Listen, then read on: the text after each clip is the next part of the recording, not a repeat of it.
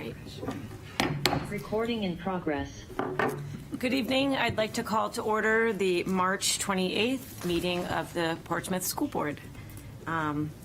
Assistant Superintendent Haynes, can you please take roll call? Absolutely. SAU 50 Rep. Tally Westerberg. Here. Elizabeth Barrett. Pip Clues. Here. Lisa Rappaport. Here. Ann Walker. Here. Margot Peabody. Here. Nancy Clayberg. Here. Hope Van Epps. Here. Brian French. Here. Carrie Nolte. Here. Danielle Miles. Here. Nick Dolan. Here. Great, thank you. Can we please rise for the Pledge of Allegiance? Pledge allegiance To the flag of the United States of America and to the republic for which it stands, one nation, under God, indivisible, with liberty and justice for all.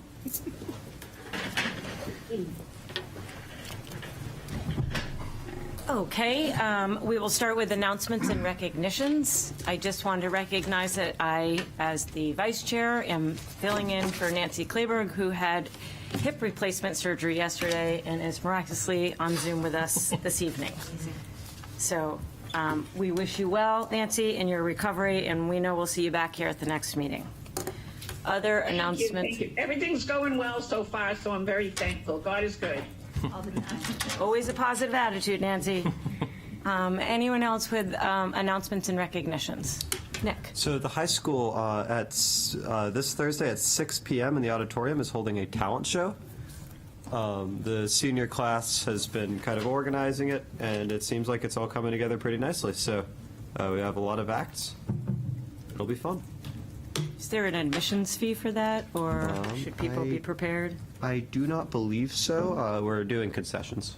Great. As our main fundraiser, I believe. Okay. Other announcements and recognitions. So on CTE, we had several different, the big competition for our CTE students is Skills USA. And there was a state level competition where this goes back closer to St. Patrick's Day. But we had several different state winners, and we had a gold medalist in culinary arts, and if I mispronounce any of these names, I apologize, Elizabeth Longton. And then in automotive, we had a gold medalist, a silver medalist in automotive service technology, Joey Hagan and Colby Frizzell. And then in diesel, we had a gold medalist, Ethan Lance. So all these students will then represent New Hampshire at the national competition in Atlanta in June. Wow. So big deal for the CTE, big deal for these students, and just congratulations to them and their instructors. And we look forward to seeing how they do in Atlanta. That's awesome. They always do well. Yeah. Other announcements and recognitions. Okay, given we just met last week, it's a short turnaround. At this point, let's move to the acceptance of the March 21st minutes. Approve. Do I have a second? Second. Great, Carrie. Second. Great, thanks, Nance. Any discussion? I do have a comment Thank you, Pip. from everywhere. Mine is pretty simple, but I just wanted to make sure we note that in the notes on the public comment from Wendy Poulin, I was hoping that the record or the minutes would reflect that she requested specifically for us to consider limiting cell phone use in schools. I think that's important to note in addition to the reasons that she mentioned. Thanks, Pip. Thank you. Eliminating. Okay. Any other comments? Great, we'll move to a roll call vote since we have folks on Zoom as well. Tally Westerberg. Abstain. Liz Barrett. Yes. Pip Clues. Yes. Lisa Rappaport. Yes. Ann Walker. Yes. Margot Peabody. Yes? Nancy Clayberg. Yes. Hope Van Epps. Yes. Brian French. Yes. Carrie Nolte. Yes. Great. Do I have a motion to move into the public comment session of tonight's meeting? Oh, second? Second. Anne? Great. For those that are present with us this evening to participate in public comment, just a reminder, please state your name and address. You have 3 minutes to speak, and as is board policy, the board will not engage or respond or not being rude. It is being recorded and noted. So we have people present in the audience. Would either one of you like to go first? Great. How does this work when you're not in the conference? That is your microphone. Thank you. New setting. Hi, my name is Judith Clark. I live at 33 Hunters Hill Avenue here in Portsmouth, and I'm here to speak against the removal of AP and honors courses from Portsmouth High School. Eliminating many honors in all but one of the AP courses at Portsmouth High School is a huge change in course offerings and puts our high-achieving students at a disadvantage when applying to colleges.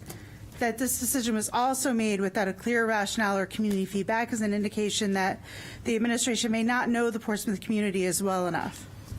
Eliminating these courses is out of step with other area high schools and will have severe consequences for Portsmouth students and perhaps the city overall. The curriculum for advanced placement courses is standardized and internationally recognized. These courses offer an opportunity for an in-depth learning and discussion that cannot be duplicated with any amount of differentiation in a non-AP class. Those discussions also cannot be replicated on VLAX. It is the role of the public schools to meet the needs of all of their students. There are programs in place for students who need remediation, for students who seek a career in the trades. There must also be courses in place for students who need a higher level of academic challenge. Honors and AP courses have always offered that challenge. Many students have been waiting for the opportunity to take these more challenging classes since kindergarten. Taking them away does a disservice to both these students and the city overall. The dual enrollment courses have their own value and should be one choice, but not the only choice for students seeking an academic challenge. As listed in the course catalog, the dual enrollment courses being offered next year are not equivalent to the AP classes currently offered. Portsmouth students will be directly compared to area students when applying to colleges, and every other Seacoast high school offers a full complement of honors and AP courses. This will affect the Portsmouth students' opportunities for admission to competitive colleges and their chances at earning academic merit money and other scholarships. To make the playing field that uneven for our kids is unconscionable. This decision pulls the rug out from under students who are already in the honors AP track and doesn't even offer academically motivated freshmen the opportunity to experience courses that their older friends and siblings were able to take. I strongly urge you to restore these courses before the reputation of Portsmouth High School is tarnished, and those parents of high-achieving students counting on public school for rigorous academic offerings begin to take advantage of education freedom accounts to transfer their students to private schools where AP and honors courses are still being offered. Thank you. Thank you, Judith.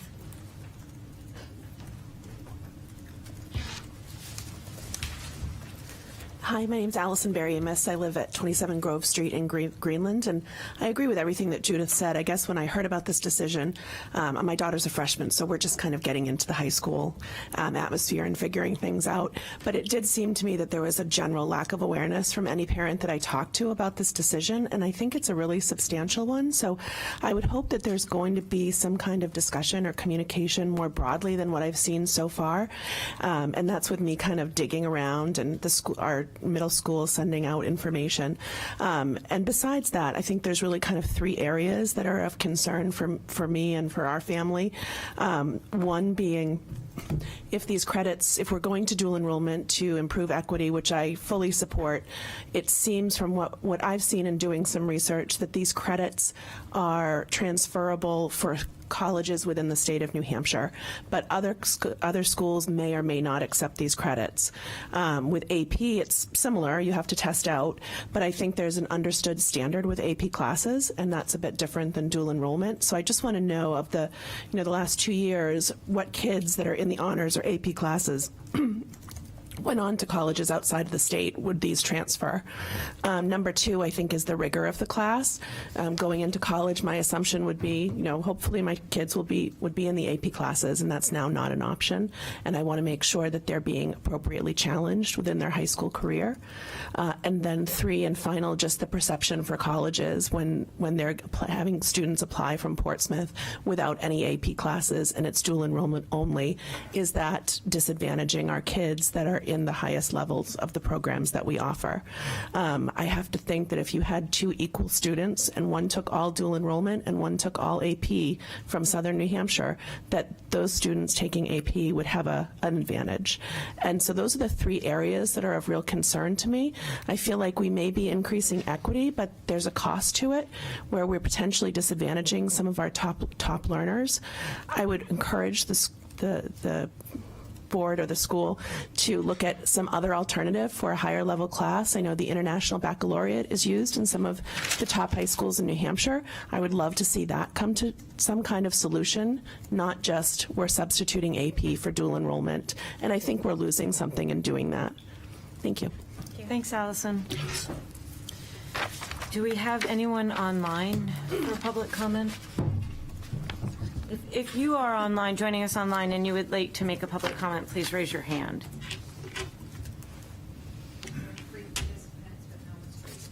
Okay. Thanks, Ken.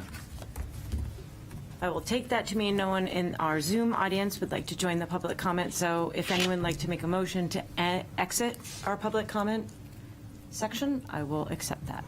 Motion to end public comment. Second. Great, thank you. We will move on to the superintendent report, and I will pass that over to Superintendent McLaughlin. Great. So the last time we talked, we met a week ago. So at the end of that meeting, there was a request for some additional information on this topic. So I included a memo that's really meant to be a summary of some of what we're hearing from the public. And some of the rationale as to why, we're taking some of the steps that we're taking. I think one of the things that I don't include in the memo, I think is really important, is that for people to understand, and I know Principal Canosi has communicated this, there is not a mandate from me or from the principal to eliminate AP courses. Like, that is not a thing. So there was not a decision made behind closed doors to take a shift that was an institutional shift. So there was a process where there was an ongoing conversation at the high school about dual enrollment versus AP courses, and there were staff who made decisions to move in that direction. So we still have some AP courses left. We're not closing the door on APs. APs is still going to be a part of what we offer. But there has been this kind of organic movement towards dual enrollment as a bigger part of what we're doing in terms of honors level coursework. So in our tier, and I think this, I know I had some questions, again, not in the memo. Some people had some questions about weighting. So I think you'll see in the documents put out by the high school, they refer to all three of those options. So we'll call it traditional honors courses, AP, and dual enrollment are all weighted in the same way. So they're all considered part of honors level work at the high school. Outside of that, I think the high school did a better job than I would do of kind of explaining some of the differences between these opportunities. And so you have, I pulled out of the new program of studies a couple of things I put at the front. So you have the comparison chart between honors, dual enrollment, and advanced placement to help families understand the differences between these things. The second sheet is it's a live document, is a frequently asked questions page around some of the questions that the high school is getting, and the beauty of the new program of studies is it's not a PDF. So I gave you a paper copy inside of your the full program of studies is inside of your packet tonight, but it's not a PDF and it's not designed to be a PDF. So we have the ability to continue to expand what's possible in terms of the answers within frequently asked questions. Then you have a page that kind of breaks down, well, what is being offered in the upcoming year, what's offered in terms of honors courses, what's offered in terms of dual enrollment, and what's offered in terms of AP courses. And then one other sheet that I hand carried, and I don't know if I've got additional extra copies, but I know I gave, right where? That's This one one? I wrote in the back Want to of. pass it? Yeah. So I don't know if, Nathan, how many? Probably just enough for the board. You giving me your copy? All right, so I'll slide down give it back. that way towards, at least because there's some people that have some interest. The last page, which I hand carried, is just for those courses that are dual enrollment. I had a question. Actually, over here. I don't know. sorry. Sorry. So, are extras? Oh, I need one, actually. Thank you. coming around. Thanks. That was mine. Thank you, Patty. For you. So there's some extra copies coming around. The last sheet, which was not included in the packet, but in the last 24 hours had a request for just an identification of who are the colleges connected to each course that is represented in the in that last page that was featured in your packet. So GBCC is Great Bay Community College. SNHU is, of course, SNHU, Southern New Hampshire University. The culinary program has an attachment to Lake Region Community College in Laconia. And I think that speaks to all those acronyms. So that identifies the partners who are connected with each of the different courses that are set up to be dual enrollment for 23-24. So outside of that, I think, again, my memo is not very long. It's just intended to be a summary. And I'm happy to take any questions from the board around things that are in the memo. Carrie? I was just curious if this was a shift that the high school intended to make. Like, how did this come about? So there has been an ongoing, so I can tell you during my hiring process and during the principal's hiring process, this question came up. This AP versus dual enrollment was actually featured in a couple of different settings. And I think there is so this has been an ongoing conversation. And a couple of years ago, my understanding is, I don't know all the history, but a couple of years ago, there was some language put into either the program of studies or the handbook, which indicated that this was like a set thing, that we're going to move in that direction. That's not our intent. So our intent is to have a variety of different options around honors-based work, but some of this is also driven by student kind of interest. And so the beauty of the dual enrollments is that students can take more things. They're able to take more things because they just have to do it in a semester and not over 3 quarters, which takes up a lot of their schedule. So there is an interest in pursuing some of those things as an institution, but not in completely freezing out AP. What ended up happening is that teachers made their own decisions about moving some of their courses over to dual enrollment. That, in terms of the communication, was a surprise to the principal, I think, because there was an eye on like a longer-term conversation about moving in that direction. But he had intentionally given people the opportunity to make some of those choices, and then I think was, in all honesty, surprised by the number of folks that shifted over at the same time. So then it was a catch-up game on trying to communicate that out effectively. So, yeah, thanks. Just to clarify, this was a move on the part of like individual teachers changing their courses? Because I've talked to a few teachers about this, and I'm not actually sure that was the impression I got from a few of them. Like, I know there have been individual teachers working to do that, but no, I think I think after some of the choices were made, I think there's been some going back to people and having some conversations, and I think in some cases, and all this is secondhand for me, so so I'll apologize if some of what I would give is vague, but that there were some folks who were taking the conversation about what do we want to do long term in terms of dual enrollment or AP, and were reading into that like I really should start moving towards dual enrollment, and I don't think that was the intent. So I think in at least one scenario that's been relayed back to me, there was a teacher who interpreted it like, oh, I think I'm supposed to kind of be moving in that direction, but that wasn't the intent of what was coming out. It wasn't the principal's intent, and it wasn't my intent. So, yeah. Hope.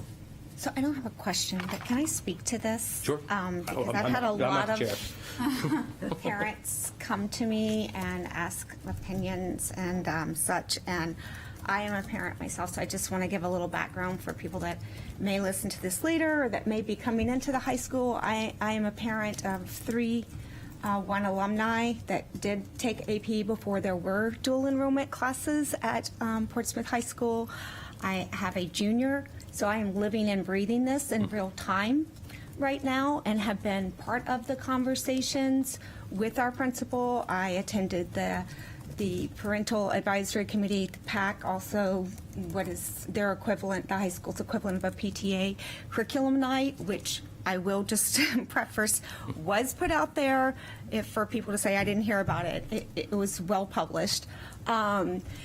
To hear from our new curriculum director, and I am in the middle of doing college tours with my son and I mean this in no privileged way, but in schools that are in the top 50 schools of to 100 schools in our country.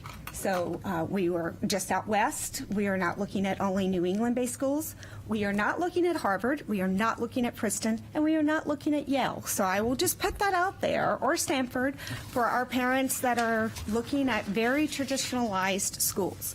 But I have taken the time to sit down with high school teachers, not at our own high school. I have spoken to professors on this matter, and I have spoken to admission reps as we have been touring schools to specifically talk to them about the transition of our high school, looking at dual enrollment going from AP. And I will tell you that that has not been an issue for them. That my son took AP, he took the pathway of the College Board checklist, and his AP did not transition for credit. And my son that is of current a junior year, he is taking dual enrollment because we are in semester classes, and it allowed him to continue to take other classes that he was already engaged in, whereas if he had taken APUSH, that's a quarterly class of 3 quarters, and it would mean he would have had to drop other curriculum that he's been highly involved in over years at the high school. In sitting down with admission reps both in New England as well as West Coast, as well as the West, each one of them have told me the same thing. This is a movement that is occurring. This is not a surprise to us. And if your child is measured up against AP classes and dual enrollment, it is not going to impact them if they have dual enrollment classes versus AP. That is not how admissions work. I will say again, it is not how admissions works in a college, nor does admissions work that there's a guarantee that my child's going to get in his first pick class because he's a New Englander, and I've tried to explain that. You can have every checklist on the ballot. If they've already filled that category, guess what? You're going to get passed over. I don't care if you're in Philip Exeter. I've got friends whose kids have gotten passed over by Harvard in Philip Exeter. That's not the way admissions works. And so, as I have been told by admissions reps, is they look at and they count what is the equivalent across the board of their classes. And dual enrollment is no less equivalent to them than AP.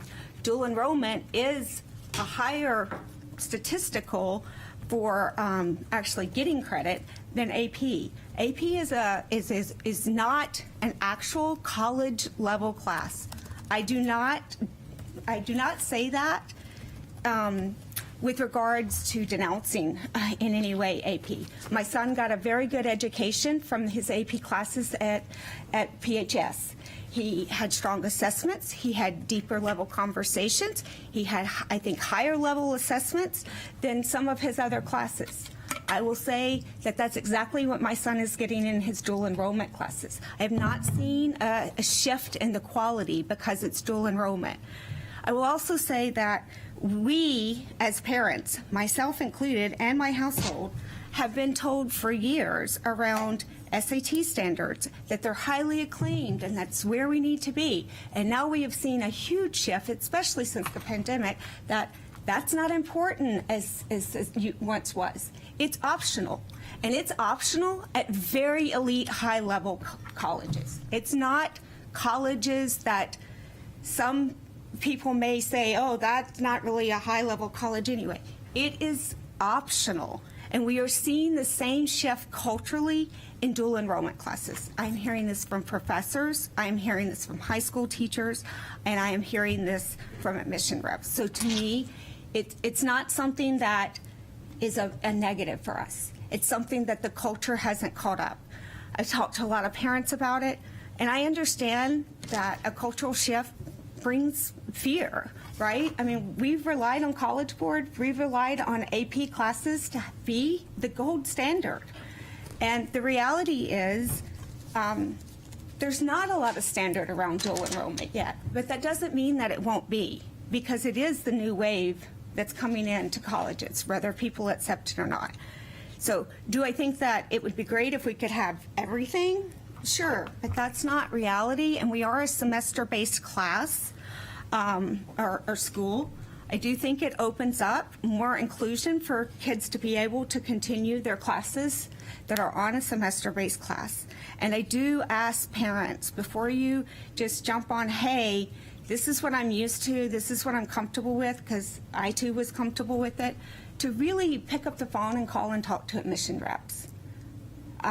Because they're the ones that can really dive deep and tell you, like, hey, no, if you're stacked up, because the conversation is still happening around SAT scores too.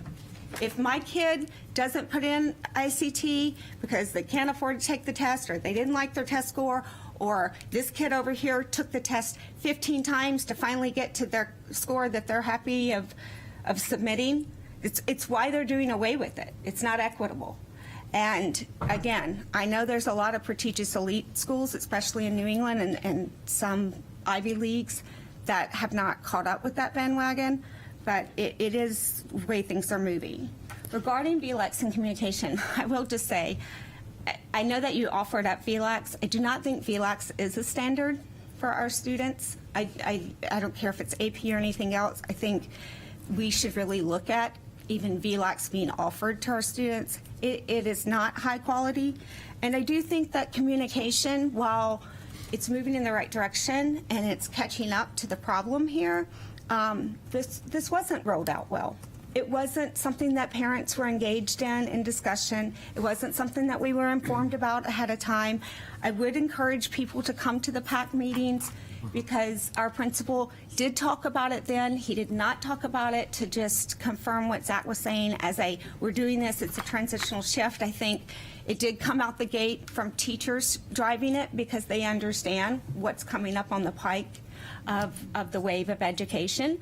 But it is a good place that fosters open dialogue around various topics, and this is one of them. So I just wanted to say that, having actually be in the middle of living and breathing it right now. Thank you, Hope. Liz had her hand up next. I have a few questions, so just to create a little bit of dialogue with Zach on this too. First off, I just sort of want to respond briefly to what Hope said about VLAX. My son, we've done the VLAX program, and I, as an elementary school student, it's not high school by any means, but we had a great experience, which I know is like, I talked to Lisa about VLAX at one point, she didn't love it, but we actually had a really great experience with it, and it really did challenge my son academically, and he was also looking for a challenge. So I do think that there are quality programs within VLAX, and I do like the structure of being able to allow some kids to do online, whether they're doing it in school or at home. It gives another option for students that may not feel comfortable in the building or for whatever reason. My understanding, and I think you have it in the packet too, is that any student can take an AP exam, so they could take a dual enrollment class. If they go to a college that has AP and they give credit for AP, then they could take a $100 exam. It looks like there are some costs that we could provide to students if they needed it. You know, should a student take a dual enrollment class and, you know, want that AP credit, then they could take that exam, which, you know, I think kind of you know, is a pro for switching to dual enrollment. I will also say too, I know some folks that work in admissions in other colleges, and you know, I never took an AP class. I did some dual enrollment type stuff, basically graduated early and went to community college, so it was kind of dual enrollment, but I think there's been a lot of frustration about AP classes because they tend to be more challenging than your college class. So I see, possibly calculus on here, and I guess. Or certain history classes, and then you get to college and if you were taking the same class in college, at UNH or I would say even BU, or I don't know about Harvard, but I know that some Harvard law school classes can be easier than the UNH law school classes because they're huge classrooms and it's a lecture. So I think there has been frustration with people taking AP and then not getting that college credit for it necessarily, or basically having spent way too much time on a class that would be similarly only one semester in college and less rigorous.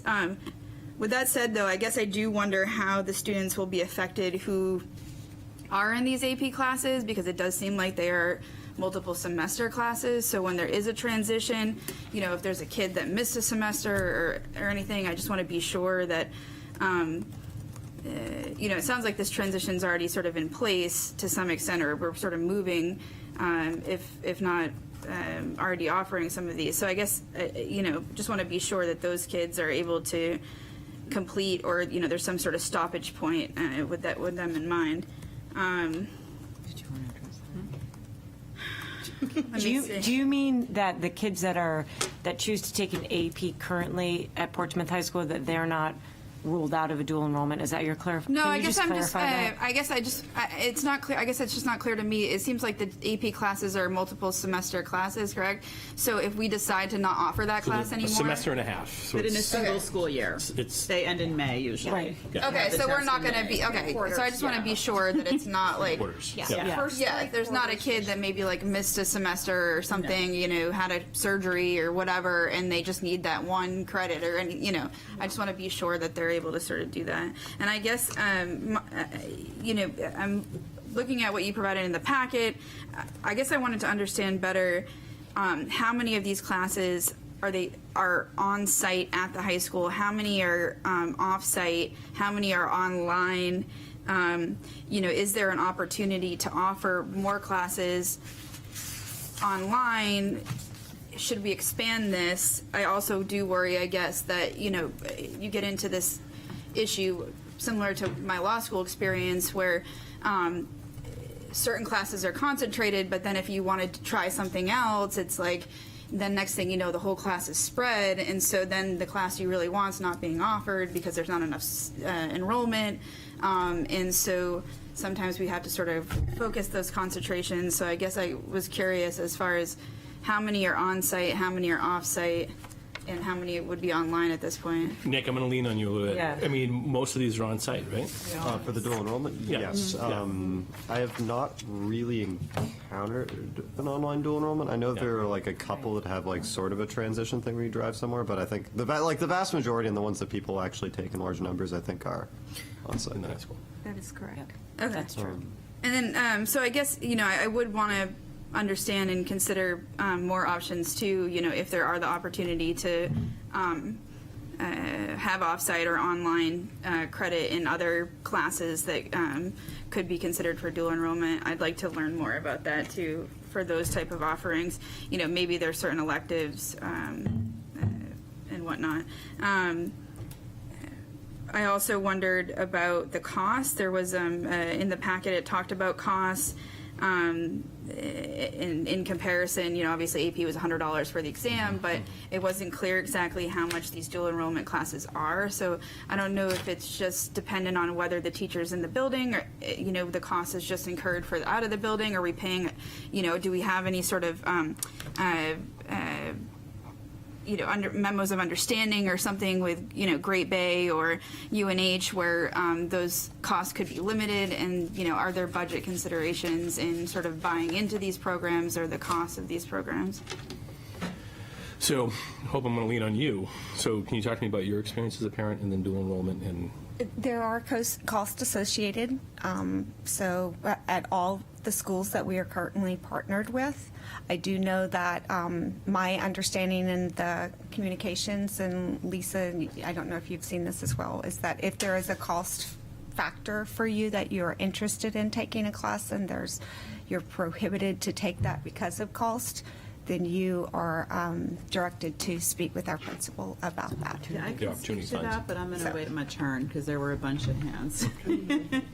So But I mean, can you say like how much is the average? Like if my kid were to sign up for a high school class, am I looking at $1,000? No, you're looking, so It's a- for the dual enrollments, I'll not tell you, expensive. it was just over $200 to sign my child up for the dual enrollment classes. And there are For scholarships. multiple classes or one class is 200? That's for one class, for Okay. the class And the high that in school which he principal does is have that currently pricing in. information available. He presented it at the PAC meeting that Hope was referencing. It's based on the credit cost at the different That's credit right. granting institutions. Yep. That's right. And it's provided at a substantial discount to what students would normally is pay correct. to enroll directly in those institutions. And it is a college level class, whereas AP is not a college class. Right. Okay, it might be a deeper curriculum and a deeper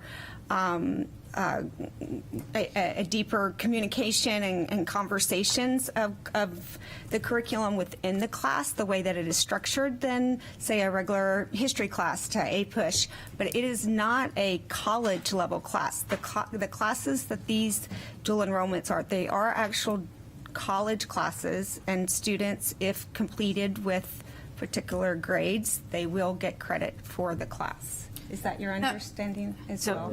Yeah, I actually have a From couple the clarifications. information that Go I ahead, Nick. received. So first off, the cost associated with dual enrollment is not actually taking the class, it's getting the college credit for it. Right, your transcript. So you can just take the class, it's free, but if you want to like have the college credit available. Yeah, no. I totally understand that. I guess I'm just So trying that's to boil down separate. into costs. Let's just wait and Nick And I think, finish. yeah, I don't know, it's all, for me, it's always been lower than the cost of actually taking the AP exam, but that's Yes. anecdotal. Other than that, I will just say, having taken a number of honors classes as well as AP and dual enrollments, I haven't really seen like a substantial difference in the actual quality of like conversations and education. It is still the same teachers. I think they're teaching at about the same level. I think there's a different style where I think dual enrollment classes are actively emulating colleges, where APs are kind of like focused on the AP curriculum and the AP test. I haven't seen that create a lower standard of education, I wouldn't say. I can't speak as much to how that affects competition in colleges, but it's never really been my impression that it's substantially worse. Yeah, I suppose that's about it. Thank you, Nick. Carrie. And I guess my last question is, do the students max out on the number of classes they're able to take as far as dual enrollment limit. goes? No. Okay. All right, thank you. Thanks, Liz. Carrie, and then Lisa. So I think there's two pieces, and I just wanted to share some experience as an advisor at UNH in the nursing program, which has its own kind of specifics, but also say that like the communication piece is the challenge here, and then I'll sort of end with like what is to be done, or can we do anything here? But for us, one of the issues we have is a lot of buyer's remorse with AP credits, because often we only recognize them as one. So for instance, if they had a literature and a writing course and something else, those would be 3 different AP courses, but we only allow one to get transferred in, so then they only get credit for that. They don't get anything else. And then we have a lot of things. So for instance, if you're interested in going to nursing school, probably you want to take A&P and dual enrollment. We don't accept any other university's A&P.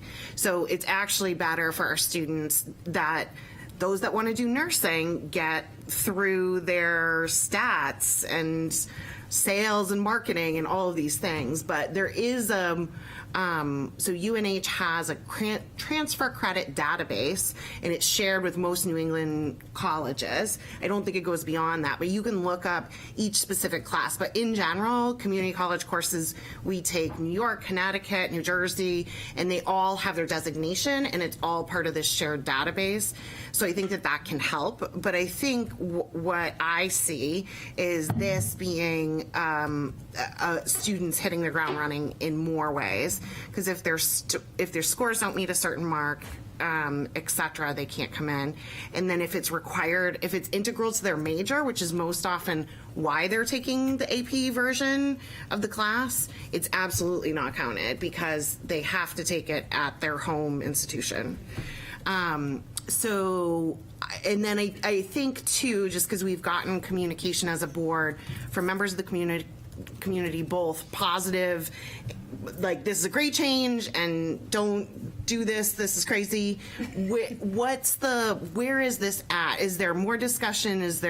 Or is this the program of study is done and Students have already selected classes, so we would have Okay. to roll back this course selection process for the upcoming year and start it anew after resetting. Let's say the hypothetical scenario is like where we go back to the teachers and say, nope, you can't change your course to dual enrollment. You must teach AP. Then we would go back to students, scrap And the that current changes the process, schedule. redo the schedule. And the schedule is based on you go through waves of trying to meet the needs of different kids at different levels and different things. So we'd go through another, we'd go through quite the process. So the short answer is the ship has kind of sailed on this year. In terms of beyond something where we basically shut down everything we've done up to this point. We scrap a lot of other things that we do this year. The conversation could continue as we roll into future years, but without something that was. The ship has sailed. is that something that can be done, like a forum, just to sort of hear these concerns more broadly and help plan for? Yeah, I think there, like you said, there's two things going on. In the communication part is a large part of it. So I think there's some things we could do to do some additional outreach to folks to help people answer people's questions. Some of that's going to be virtual in terms of building up FAQ documents, those types of things, and some of it will be in person, and some will be some other forms. Yeah. Oops. And I will just comment that is a conversation that's been going on at the PAC and in the high school about potentially looking at, would it be helpful to bring in some admission people that can better explain the process of admissions Yeah, at that might be some good. high level and different caliber level colleges? But it is a conversation that's happening at a parental level with our principal as well. Lisa. Carrie, were you done? Yes, thank you. Lisa. So I'm just trying to not repeat what everybody else has already said, so give me a minute here. But I would say that Hope is right. There have been some parent meetings with Steve Canosi since he came on board. I do think that, like others have said, the communication in terms of the rollout and just explaining the rationale, explaining how things work, hasn't been as clear as I think some people would like. And I mean, we all bring our personal experience to all of this. Like, I did dual enrollment and I did AP. I went to state universities and the dual enrollment transferred and the AP didn't, but I've talked to other people that have the opposite experience. So I think it really, in terms of how it affects your admissions and your credits, it really depends on where you go. And it can really sometimes be a case of they may not take it in your major, or they might.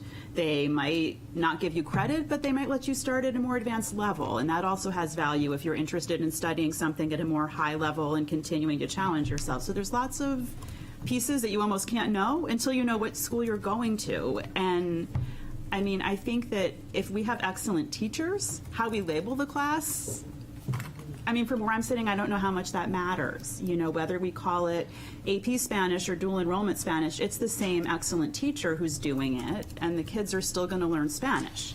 And I know that there's nuances to each of the classes, but I mean, from where I sit, I think the issue is more that we just haven't explained it well. And I think people have really legitimate concerns and questions right now about how does this affect my GPA? Like, how does this affect scholarships? How does this affect admissions? How does this affect college costs? Am I getting the same quality or rigor of education? Like, what's the syllabus? And all of this stuff is a little bit of a black hole. And I attend the parent meetings, I'm pretty involved. Yep. And I don't think it's a deliberate black hole. I just think it came together in a way where it hasn't been well articulated. So if the ship has sailed for next year, because yes, they've registered for classes. The incoming 8th graders have registered. Like, moving all those parts around is months of work by a lot of people to get the schedules to line up. But I feel like starting in the fall even, for those orientations, and letting people just really understand, like, these are the choices, this is why we have these choices, this is how you can understand the difference. Because, like, I don't know the difference between honors biology and dual enrollment biology, you know, and I think my kid will probably take one of those classes. And I'm not saying one is better or the other, but just I don't know.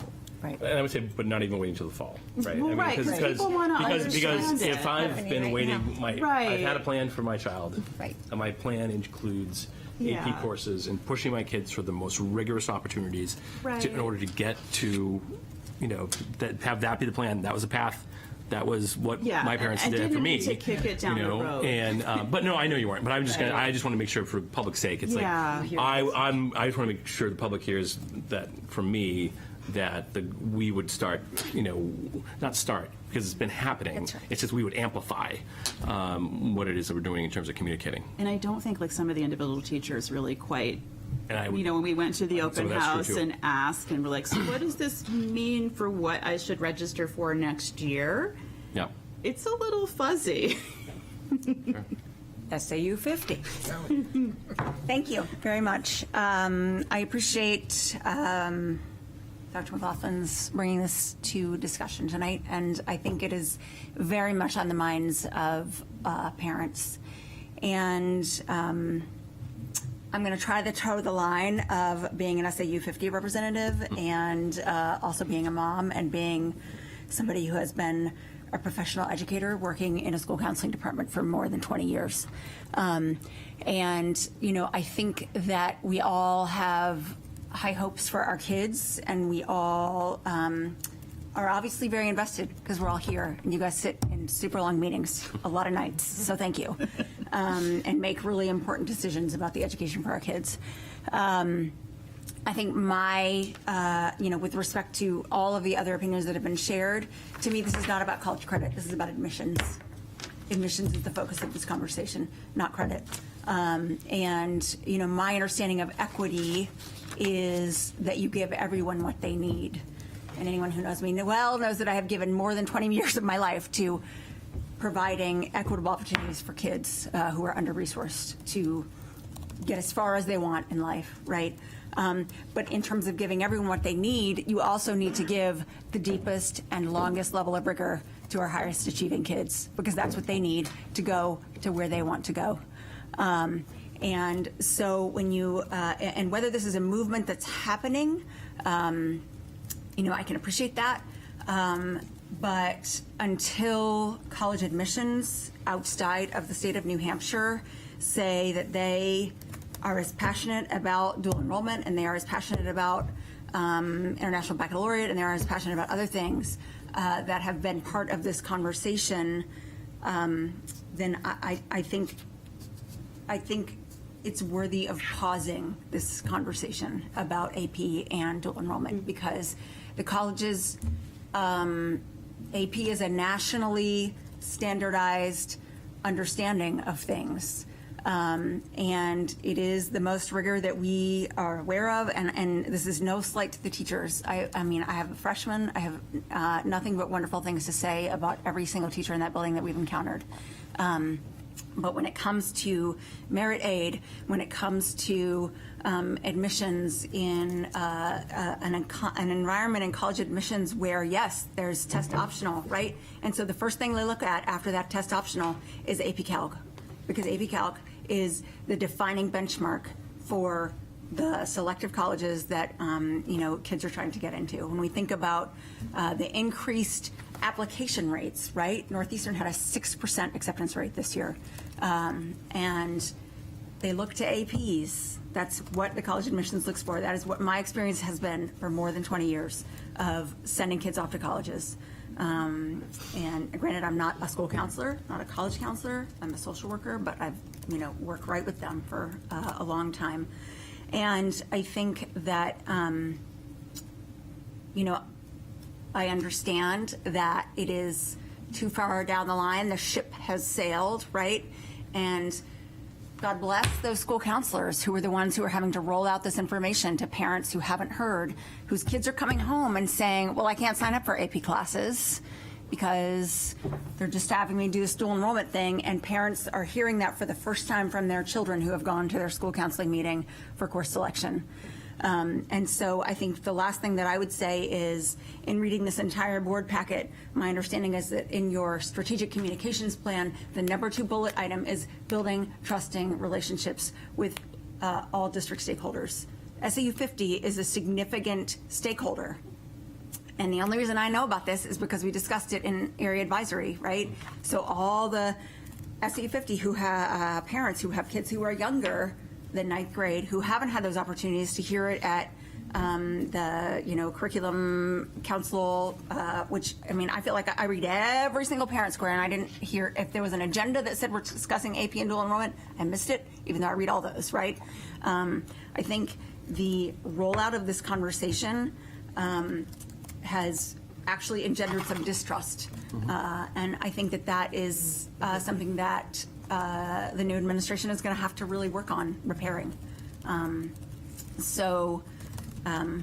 I think that the board is the board, right? You guys make the decisions to run the schools in Portsmouth, and whether it's sort of too far for 2023, 24, I would really encourage you to be very engaged in this conversation moving forward, because I think that the perception is that this is a drastic change. It is something far different than what our constituents have thought that they could depend on and expect from Portsmouth High School and the reputation of Portsmouth High School.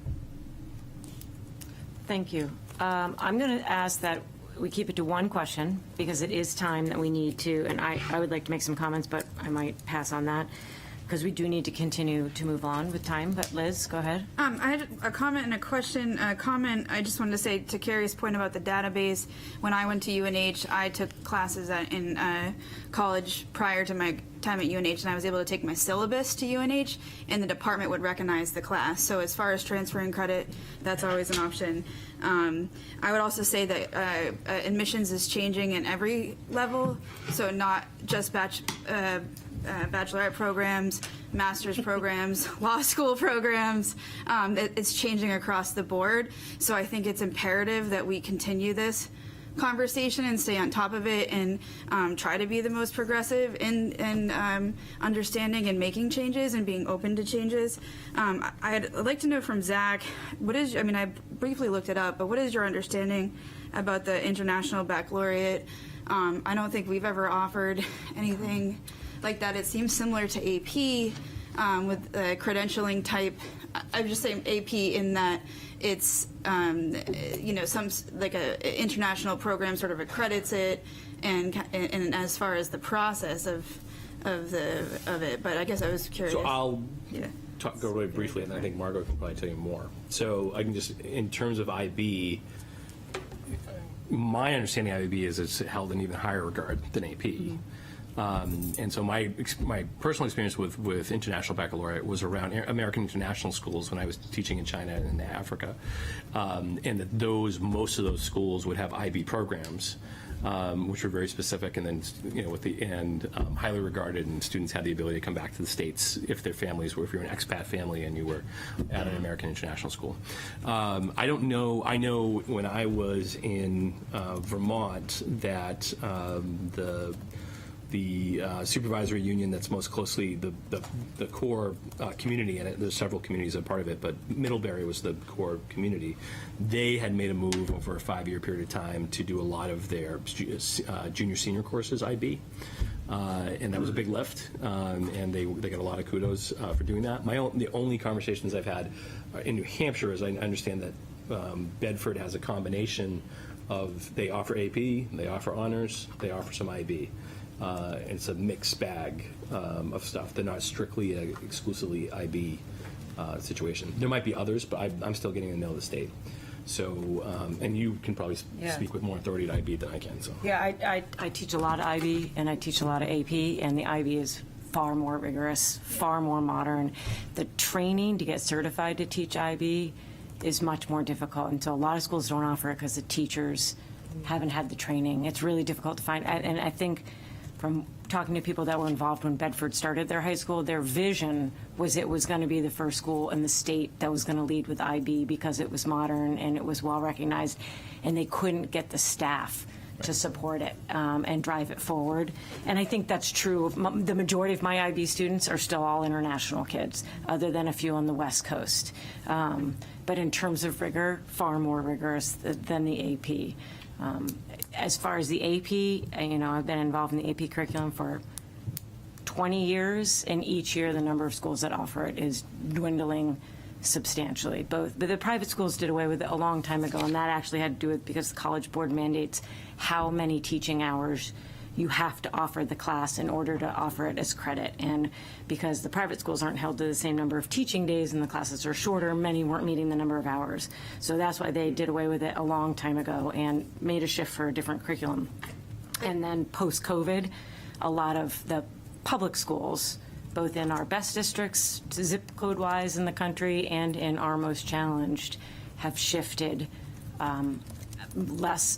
more shifting away from APs and to dual enrollment. I cannot speak to why they're making that shift, but I can tell you that we're not the only district that's considering it. Yeah, I'm sorry. I know you said one question, but I guess I just wondered if there was any way we could get a rep from College Board, because obviously they see admission across the board. I don't know if that's something that they do, if there would ever be an opportunity to have somebody from College Board speak to just admissions generally. I don't know if, even in our schools having somebody, I know, like, for example, when I was going to law school, we used a certain LSAC. And LSAC, similar to College Board, they sort of gather everything, and they know across the board what everybody's doing in the rankings and whatnot, and what people are looking for. So there's sort of general admission type stuff.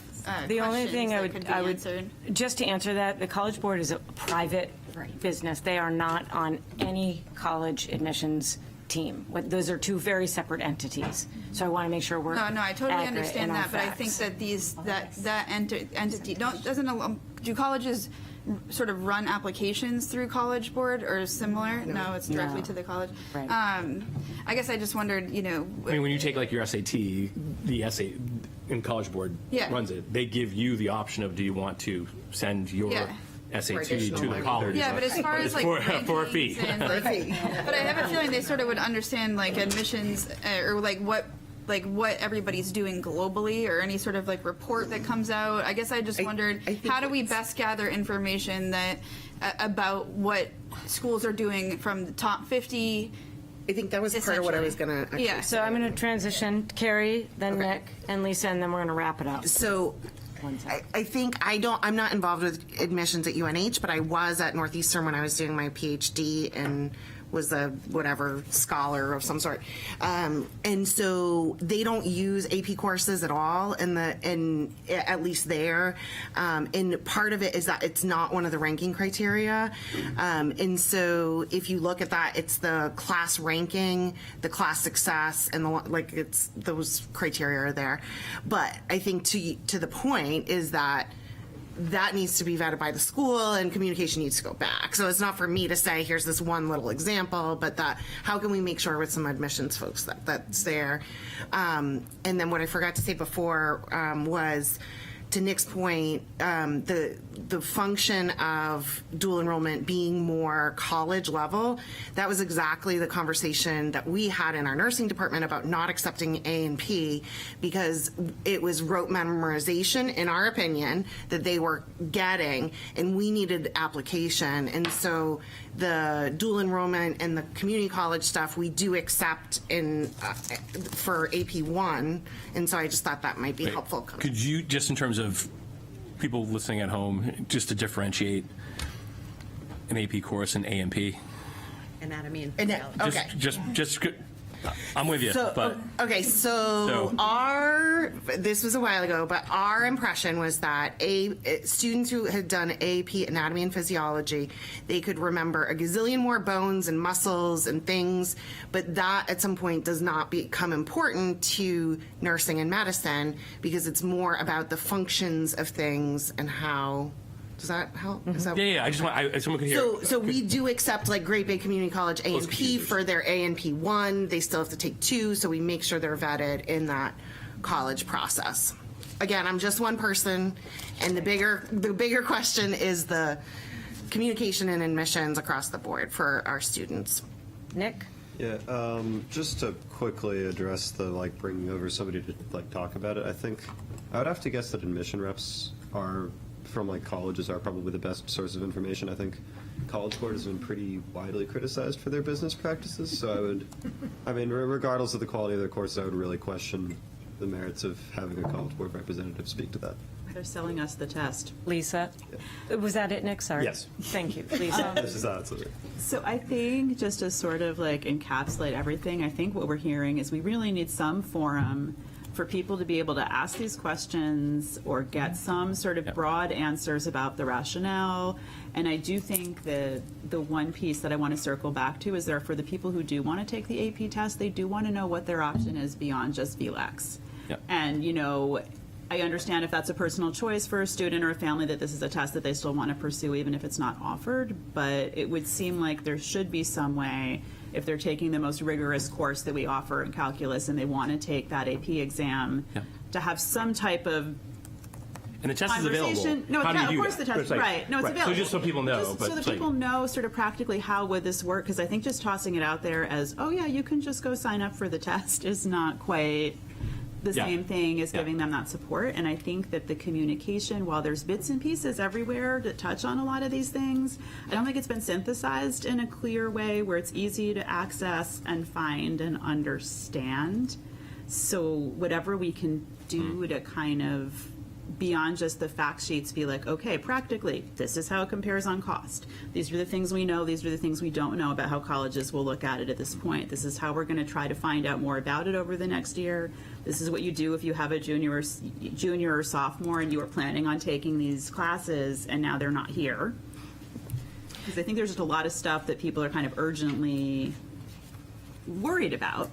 And some of the worries might be alleviated by explaining more. You know, and some of the worries might be areas that we really have to take a hard look about what we're going to do for the curriculum. Because like I was at those parent meetings where, you know, our curriculum director at the high school and our principal talked about this as a conceptual idea, but it was not presented as a conceptual idea that you were going to see implemented for next fall.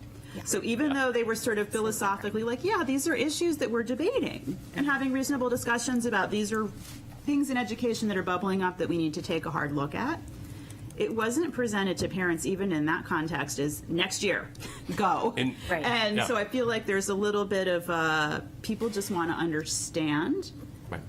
I think in keeping with our goal of communication this year, we have to recognize the failures, right? Yeah. And there are many in this situation, not that any were, well, I can't speak. I don't think they were intended to be massive failures, but we've identified them, and I think it is in keeping with our goal that we have to layer the scaffolding to bring it forward, and now, not later. And I actually personally strongly believe, from what I'm hearing tonight, it can't all be online. I think a lot of the loss in the messaging was that we're relying, for all that technology and digitization has been, there has been a lot lost in translation. And I think we know we don't access our whole parent body through Parent Square. We know we don't get everybody at the PAC meeting. So the question is, we've heard a lot of concerns both online and here tonight. We've sussed out a lot, and there still remains some lack of trust, some lack of understanding, and yet we're asking students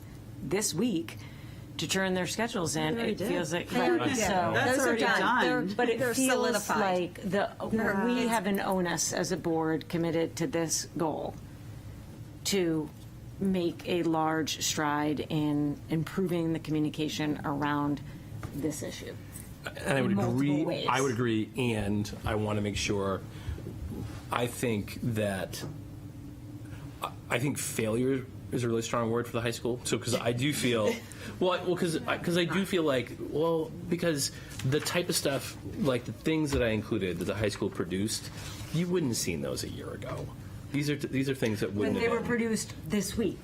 No, we shared the first one at the area meeting, which was didn't weeks get ago. it. I understand, but it wasn't pushed That's out. the problem. So when we got the program of studies to review with our kids to register Did not for have classes, the none of updated that was in information. it. And it's that's awesome fair. that it's online and gets updated, because that's an Yes. opportunity to add more as people have questions, which is fantastic. Yep. But it wasn't there when people were having to make the decisions. Yeah, I just don't. I just want to make sure Yeah, that I the hear you. work there's a lot of work that have been done. The timing of when the work rolled out, I understand. I just don't want to, this isn't my work.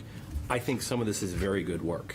It is. And so I just want to make sure that in the criticism of timing and the mediums through which some of this was trying to be communicated, I also want to acknowledge that there's been some good, thoughtful work that has been, by the way, some of the lack of speed on some of this was making sure that all high school staff had that some of this was developed by a core team, and then all high school staff had a period of time to be like, is there anything you see in this that's wrong, that's incorrect, that we would want to walk back after? So, anyways, I don't disagree with the overall assessment of the timing and the ability to get the right information in front of the people, so they can make non-anxiety filled decisions for their children that they think are reflective of what they want for their kids. And also, I'm appreciative of the work that the high school has been trying to do to try to make some of these things clearer for folks. So. Yeah, no. Thanks for the correction. Yes, Allison, I will break precedent. Go for it. I guess as a parent, the one thing I am looking for is objective facts. So I want to hear from the school that you've talked to admissions people and this is what they said, because we hear a lot of anecdotes. Everyone has a story. Everyone can tell you about when they went to college. But I'm really looking for the percentages and the facts coming from the school and hearing it where we're all agreeing that, this is a reasonable body of evidence, and based on that body of evidence, we want to make our decisions because, we all come in with our own biases, and I think you can help to bring those facts forward so that we can really make educated decisions. And so when someone says like, oh, you can take the test if you take a dual enrollment, you can still take the test. Great. How many people do that and how many people pass? That's the answer I'm looking for, not you can do it. Yeah. I want to know the impacts. That's a great perspective. Thank you. Hope, last comment. I just wanted to comment on the communication piece, please, and I recognize you want to move on, but I think of everything in our agenda, this is probably the most crucial tonight, is that while there is a lot of great information that has come out, it has come out in historical Portsmouth High School fashion of reactionary. And you say that there was a review of saying, is there anything we need to roll back? The question that should have been asked was, what do we need to communicate to parents before we roll anything out? And that continues to be something that troubles me as a parent. I was asked by a parent at a game, hey, why are these things rolling out? And I honestly could not answer that. I could answer it from my perspective as a parent of like, here's the pros and cons, but there's 1,000 million research articles and 1,000 different opinions on that, right, of the pros and cons. But for me to answer their question of why this is occurring at the high school with our principal and with our teachers, I could not answer that question. And I had been in a curriculum meeting with our principal where it was conceptualized but never discussed as a rollout. So my question is, why does this keep occurring at the high school? That teachers, what is systematically wrong that teachers are driving a change that to me should be coming from a principal and then bubbling up to stakeholders? I'm not saying that you have a forum and parents come and we say, oh, well, we're not going to do that. Like, fine, great. We can move forward with systematic changes, and parents, we don't always get what we want. But it concerns me that we want to spend money on a strategic plan. We want to do these things, and yet it is a failure.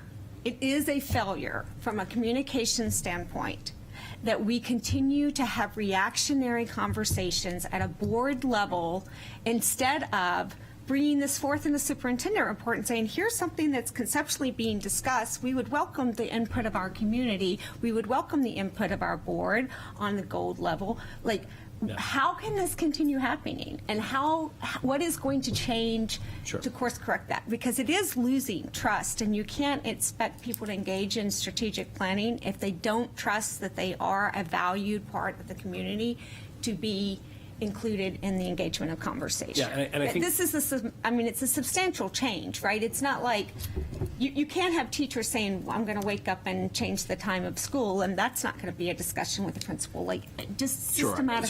So we had a decision to make when people came back. So there was a conceptual conversation that was occurring about the potential shift, and people seeing the flexibility, the fact that what we were hearing from admissions was that what we're really worried about is rigor, and we can't determine rigor in every school everywhere in the country when people apply. So we count on you and your school profile to identify for us what are the most rigorous things. You tell us what's most rigorous. And we have to trust you because we can't possibly vet every single place in the country. So, and we don't care about the other things you do that we can't evaluate. We don't care about weight. So we take all your weights, we throw them out, and we recalculate ourselves. So what our folks in consultation with admissions reps were hearing that consistently, that's what was happening. And what we're hearing from students were the conversation that was prevalent when I was in Vermont. Same thing happened in the schools that I was in Vermont, where kids that were taking APs were constantly in a scenario because there were three quarter classes where like I can no longer take this other AP, or I really want to continue to do band, but that's out now because I have to do 3 quarters and everything else won't fit. So we're hearing those two things, and I think there was a conceptual interest, and I think I want to own this. There was conceptual interest on behalf of the high school principal, on behalf of some of the high school staff, on my behalf, to start potentially moving in that direction. What we didn't anticipate is giving teachers the option to make some of those decisions that they would collectively move, as many people would move at the same time. And then we had a decision to make. Was people had come back, had made those choices, and we could have said no. And we didn't. Can you explain to me how could they make those choices without the discussion and approval of our leader of the high school, the principal? Well, so, like how can that happen? I mean, they have administrative meetings. How can that happen and our principal be talking about it on a conceptual level, but yet it's happening without his awareness? So the principal gave people on a procedural but people, level.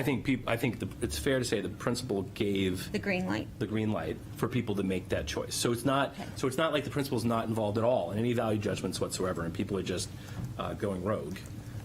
There was a green light to make that choice if you wanted to make that choice.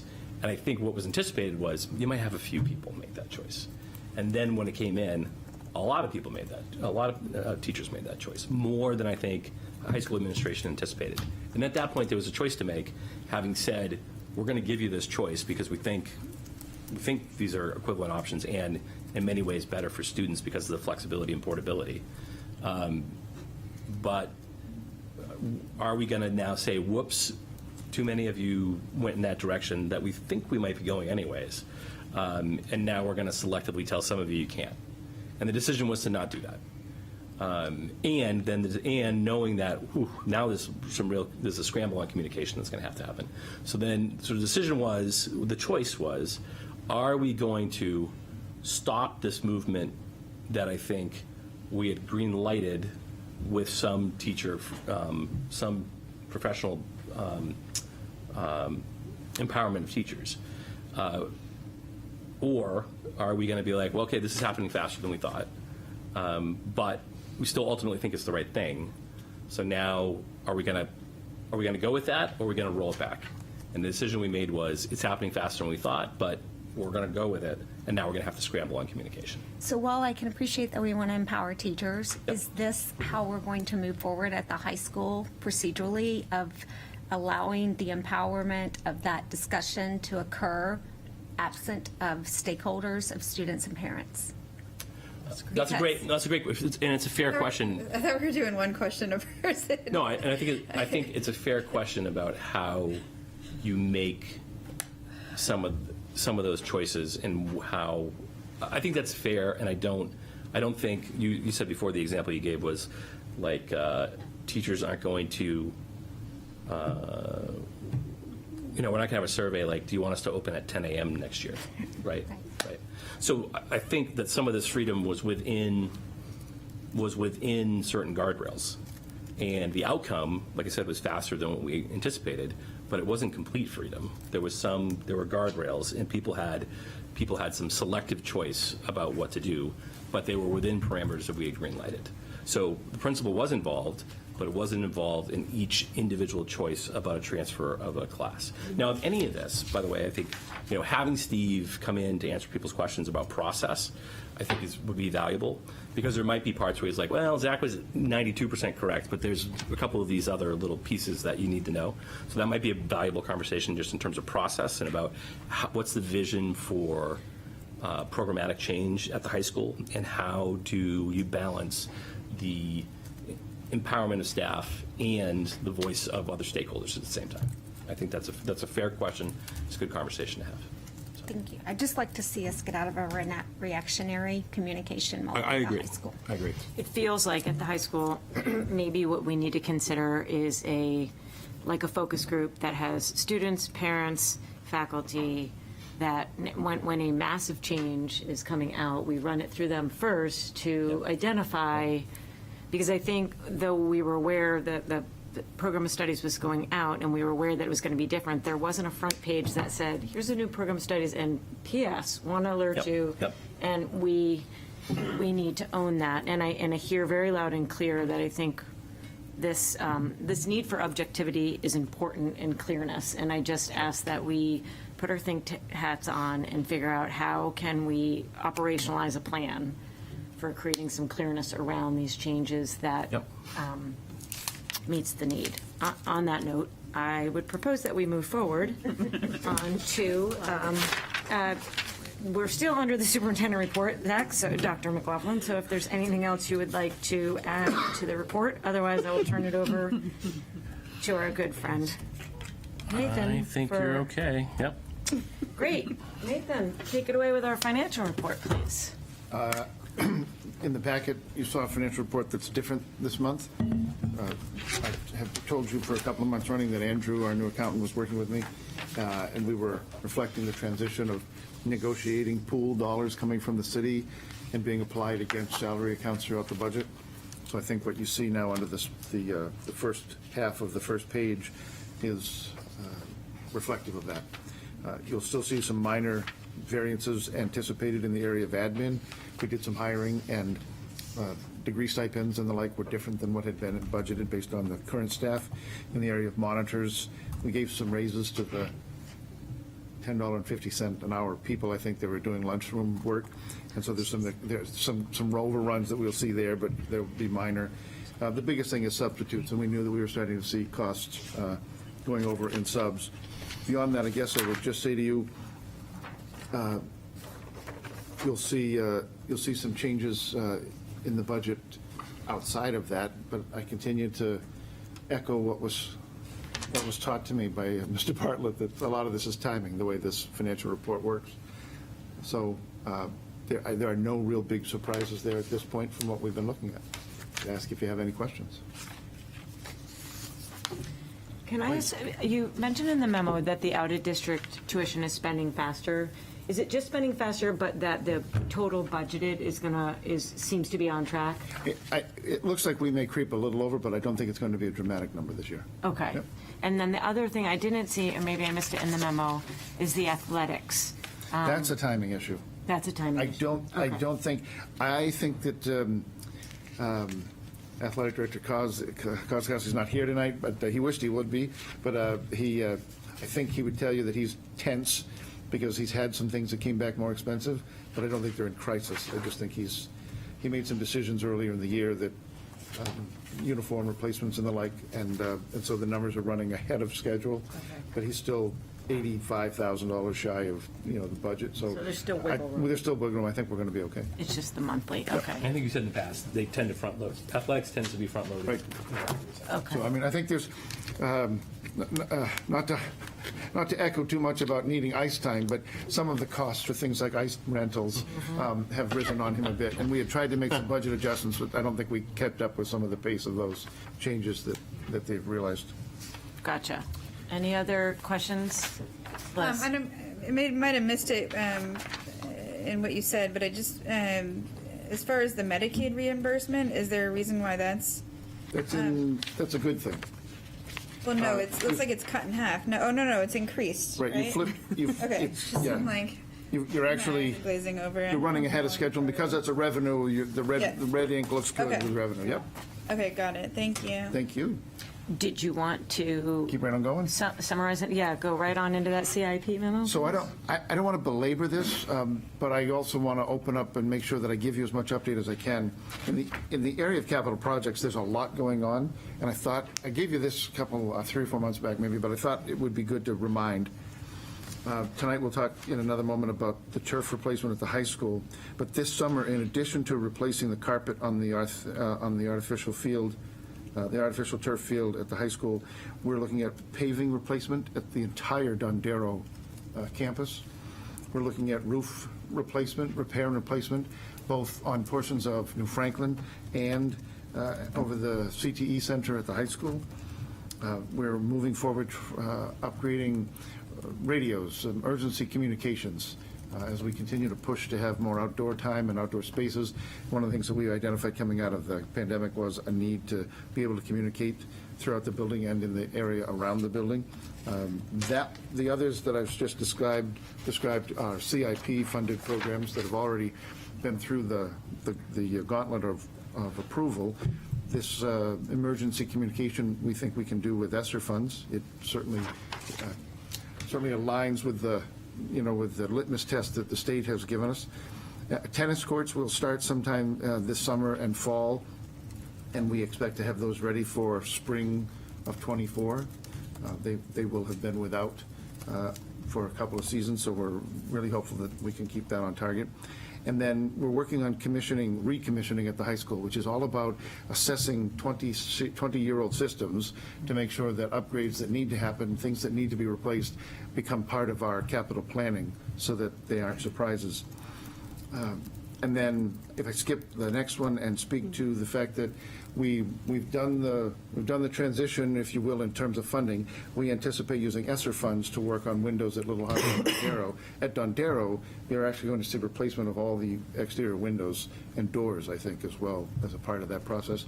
And there will be some facade upgrades and improvement as well when we put that back in.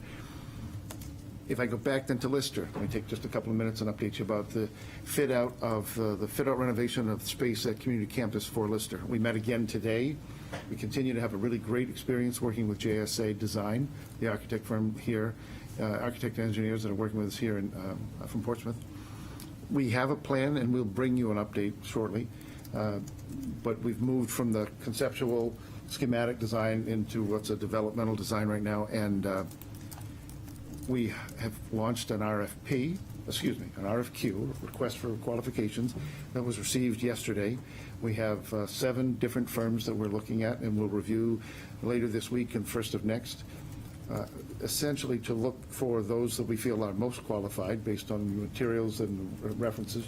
And we'll whittle those down to a smaller number and invite them to actually respond to an RFP that speaks to the cost structure if they were chosen. What would be their general conditions costs? What is the overhead? What construction management fees they would pull, which is essentially what percentage of the project cost would you charge us in terms of providing oversight and administration for that.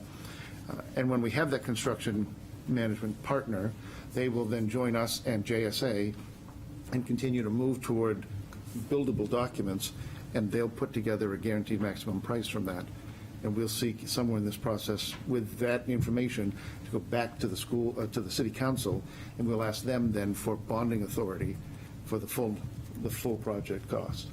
And the hope is that that will launch probably not this summer, but it'll launch in the fall or early winter, and be work that is all indoors, so work that companies that would be interested can do through the winter months. And we intend to be complete by Memorial Day, with punch list items wrapped up by June when school is closing. Is that fair? Yes. Thank you, Kenny. Wrapped up so that as school closes, the Lister Academy staff can be involved in helping to transfer everything over. The most important part of that is that it provides them the entirety of the summer and the coming back to school time to contemplate the norms, because you're talking about a completely different structure and space. and the way they conduct themselves, in delivering every day may look different in that building. And it's important that they have the opportunity as a staff to contemplate what that looks like and then hit the ground running with their students to build a new culture in that new environment. So that's the good news, I guess, with Lister. And so just to give you a sense of all of the work that's, it's really, this is a puff piece for Ken Lynchy, because he's here tonight. But I wanted to make sure you had an ongoing sense of the work that's being done and give you a sense from a timeline perspective of when things might be happening. So Memo was really questions helpful. about that? Any questions? I have a question, actually. I guess I was curious, as we're moving Lister Academy over to the community campus, is there anything that's getting neglected at Lister Academy? Not that Ken would neglect anything, but I guess I was just curious if there's like stuff that we took and like put it on the back burner, knowing that there's going to be this new building, but now we still have kids there. So I just wanted to be sure, or just sort of throw that thought out there. Like, is there In the current physical space, you mean? Yeah. In Sherburne School, obviously everything could be renovated, but I guess I'm just Sherburne School, I think just that don't want to have our kids in a situation. a fair amount of a lot. Yeah. Like everything has been Ken and his team have worked really hard to continue to deliver a building that is safe. Yeah. And generally warm most days. Generally warm. Boy. It has not been. So we might need space heaters. It has not been a statement piece, right? It's not been, but I think we have operated, and I've only been here for a short period of time, but we've operated in all of that time with an expectation that soon, soon, we got to do something. We've either got to invest heavily in ripping that place down to the studs, bringing in new electrical service and new utilities, and start over within the bones of that building, or we've got to find somewhere else to go. And most of the time that I've invested has been in the direction of new places to go. We were already touring the community campus property before this opportunity arose with the city, and we're looking at potentially being a tenant over there. So this has been a really great opportunity from the perspective of the schools, because we liked that campus, we liked that location, we liked what it offered. So I think Kenny would always want to make sure that it's echoed, that it's safe, and that we do everything we can to make sure that we're delivering appropriately. But it clearly has not been the same learning environment that all of our other students have been provided. And when it was tried to be priced out a couple of years ago, what that would be, it was an $8 million price tag. I think we were talking so $8+ million. So, I mean, and so you take inflation, let's call it a $10 million project. Yeah. So have we spent anywhere near $10 million to get that up to the same level as the rest of our learning spaces? No. And does it look like that as a result? Yes. Yeah, I guess I just wanted to sort of open the dialogue, because I don't know if we, as we're sort of going through this process with the community campus, I don't know if we necessarily have a firm date, or if we can really put a firm date on it. Obviously, once they get in there, start doing stuff, I know how construction is. Sometimes things don't go according to plan all the time, but obviously we'd hope that they would. And so I guess I just wanted to open up the dialogue, or just sort of throw out the idea that, like, God forbid something needed to be done, I obviously want to show that, we would support any sort of, remediation or something that might be needed. I guess I don't know what timeline we're looking at right now with community campus, if we're still shooting for next January possibly, but I guess I just want to throw out that idea as we're sort of. So let me say again, we expect to have a construction management partner on within the next month. We'll work towards a guaranteed maximum price that we could take to the city council, and we expect to start that work this winter. Yeah. Early winter maybe, but certainly not this summer.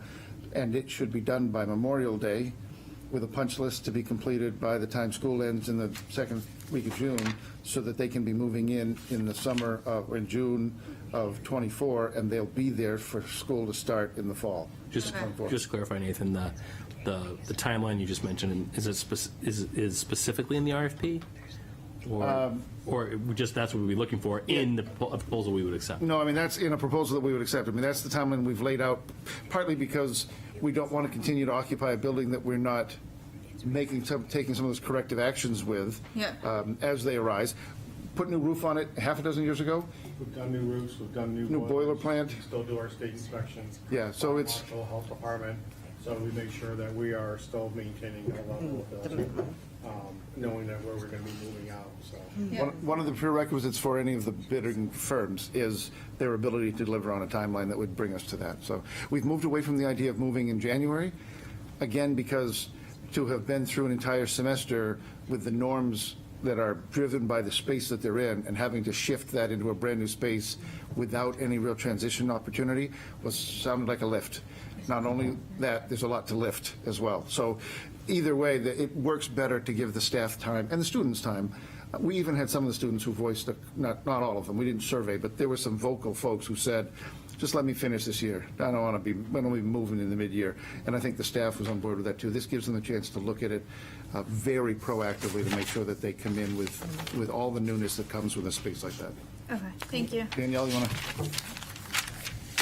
Just to chime in, being the voice from that corner, it's not pretty, but we've never necessarily been looking for the pretty space. And I think there is still a consensus among us that we're not going to believe it until we're in that space. Right. So we cannot picture being in that level of what keeps being promised.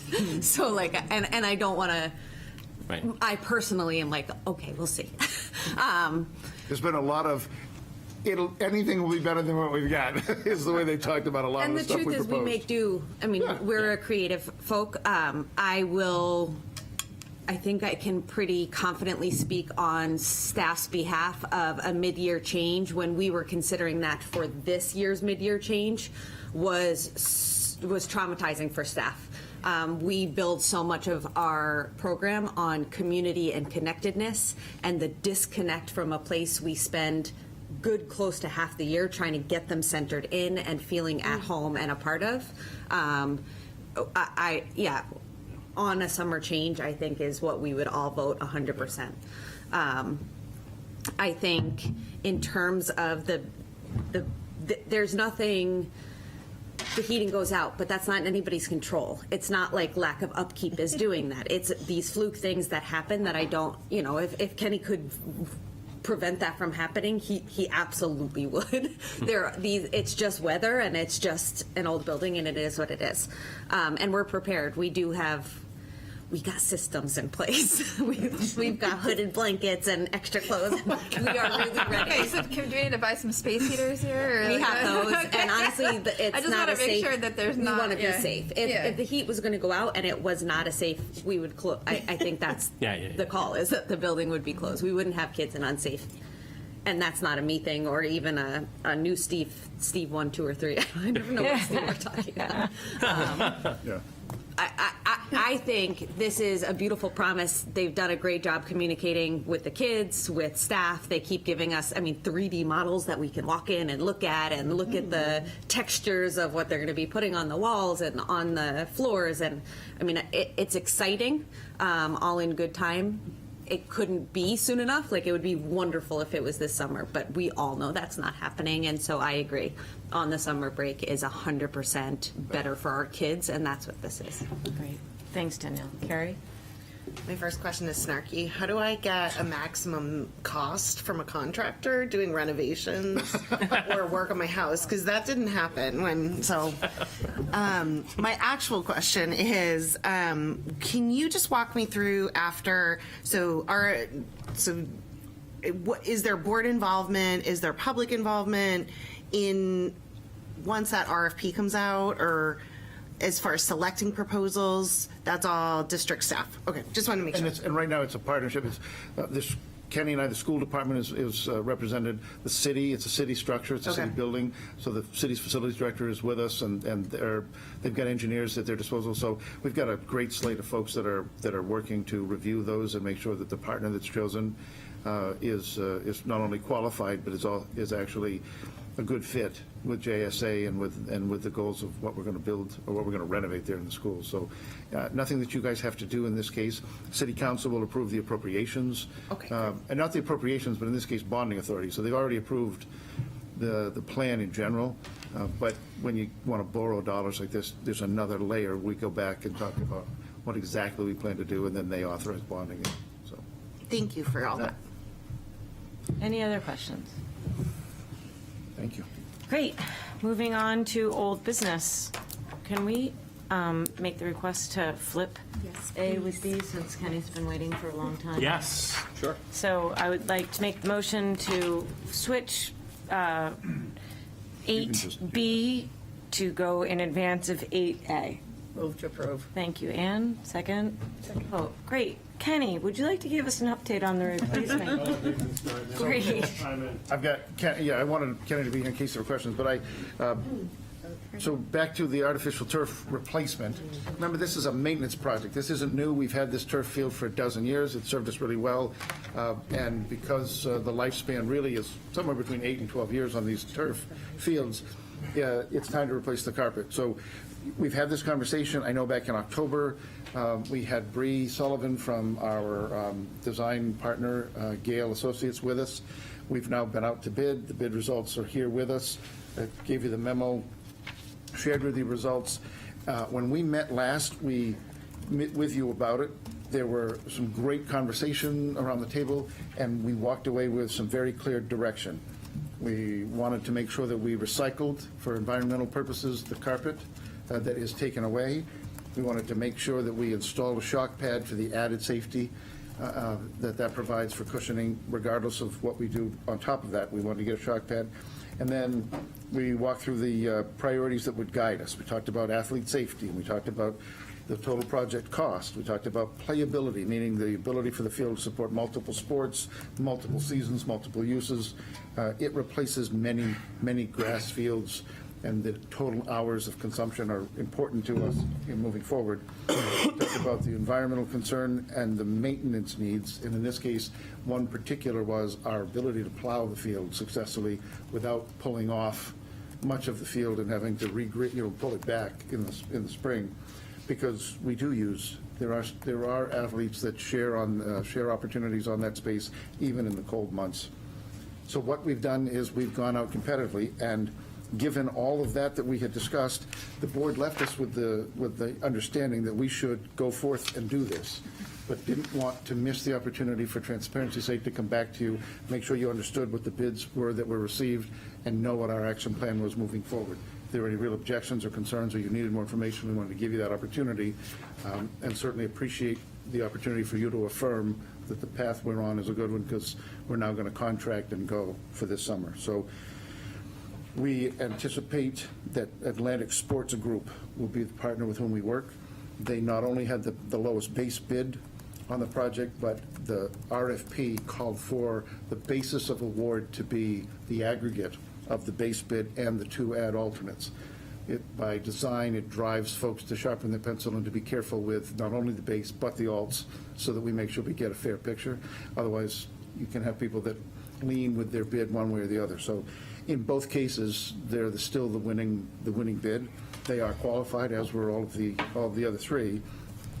It does include recycling of the old carpet. It does include a shock pad that will go in, and our choice is to stick with crumb rubber that has been serving us for a dozen years. It is the anecdotal preference of our players and our coaches, and we've had the success that we've had. So that work we are right now on target to complete between graduation and the start of the fall, August 14th, so that the fall sports can get in. So I brought Kenny with me.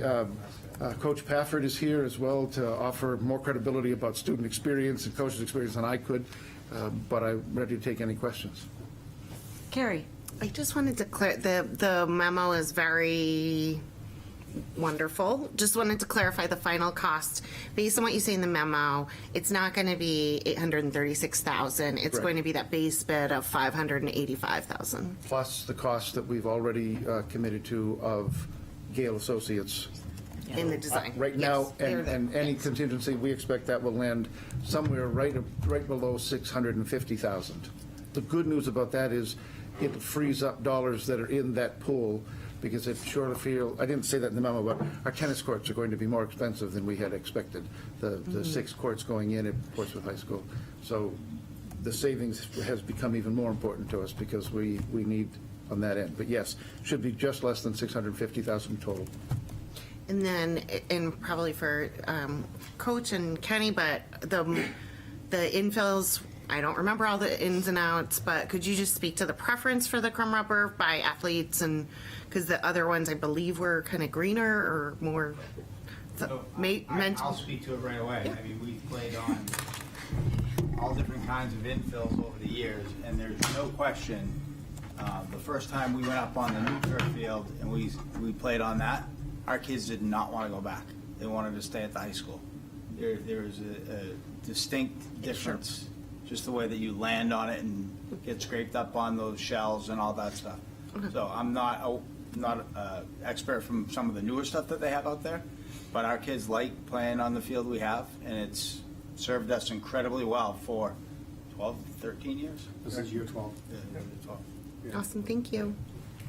Yeah, I think that's what, and if I could speak to that, I think that's what, my son's been playing on turf, and so I sort of was, I have friends that sell turf and install turf, so it was a conversation I had with some guy friends too, so I kind of learned all I wanted to learn about turf, and the crumb rubber seems to be the preference because of how the landing is, and so we saw all the different options that would be passed around in those containers. But as far as studies and everything that comes with it, I think there isn't really a whole lot out there from my understanding. But the crumb rubber is what's been used across the board since the beginning of time of these turf fields, right? So I think that sort of extra padding too has benefits for head trauma and landing and whatnot as well. Other questions on the turf replacement and the memo? Sounds good. I just would like to say thank you in advance to you and your team for turning around. It's going to be a tight time frame. It will be You a guys tight are going to be timeframe, but busy, and we got thank you. Gale Associates on board quickly and got it out to bid. As we just talked about the infills, it is a newer version, as Bree said back in October, of a cleaner. It's still crumb rubber, but it's a cleaner version. It is as a maintenance piece, it's what we know.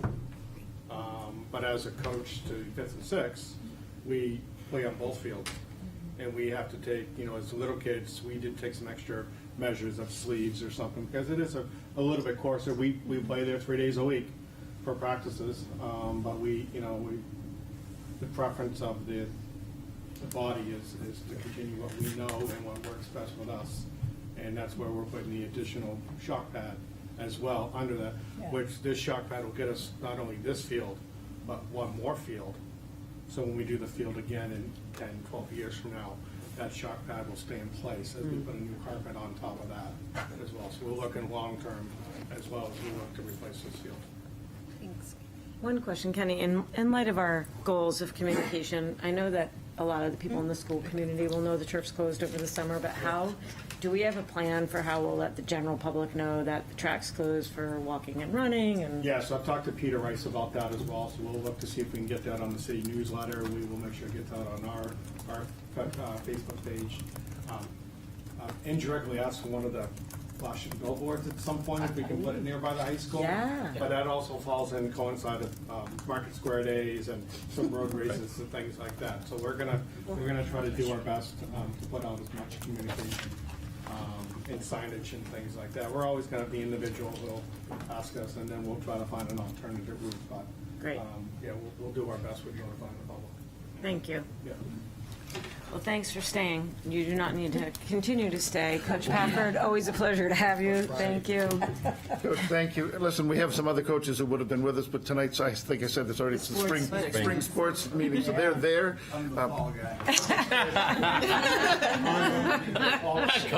Literally strong.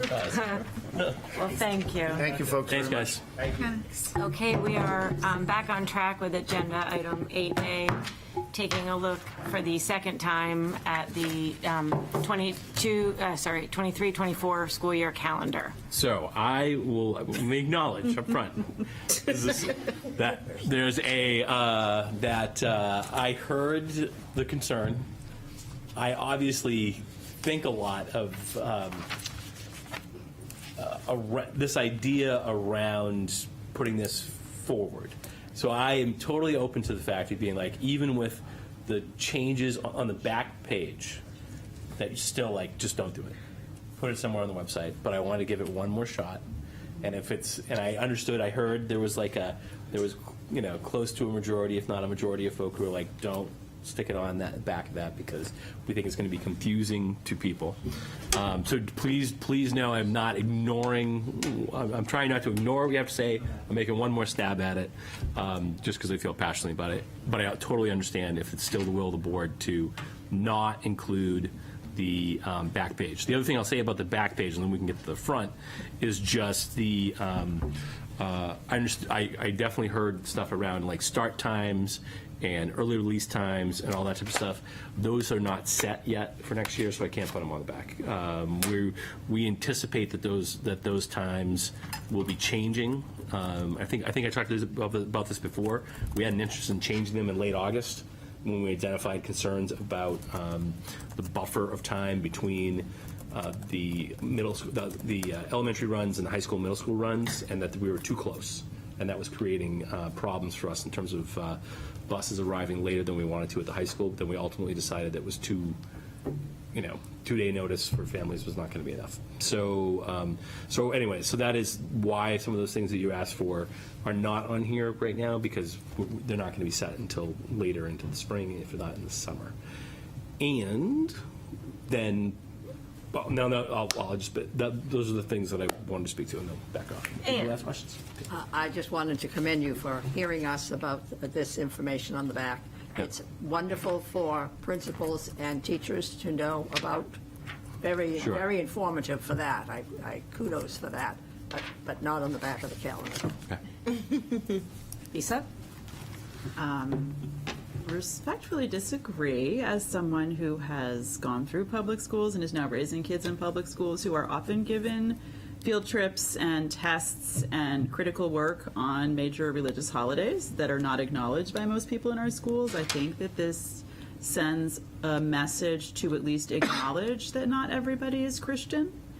And I think that if we're talking about equity and giving people equal access to educational opportunities, this puts us in a direction of walking the walk and not just using the word. So I would like us to have that on the back. I think being very clear that it's not telling people that school is closed on those dates, but simply that these are dates that people should be aware of is a fair way of delineating it. So I don't know, that's my 2 cents.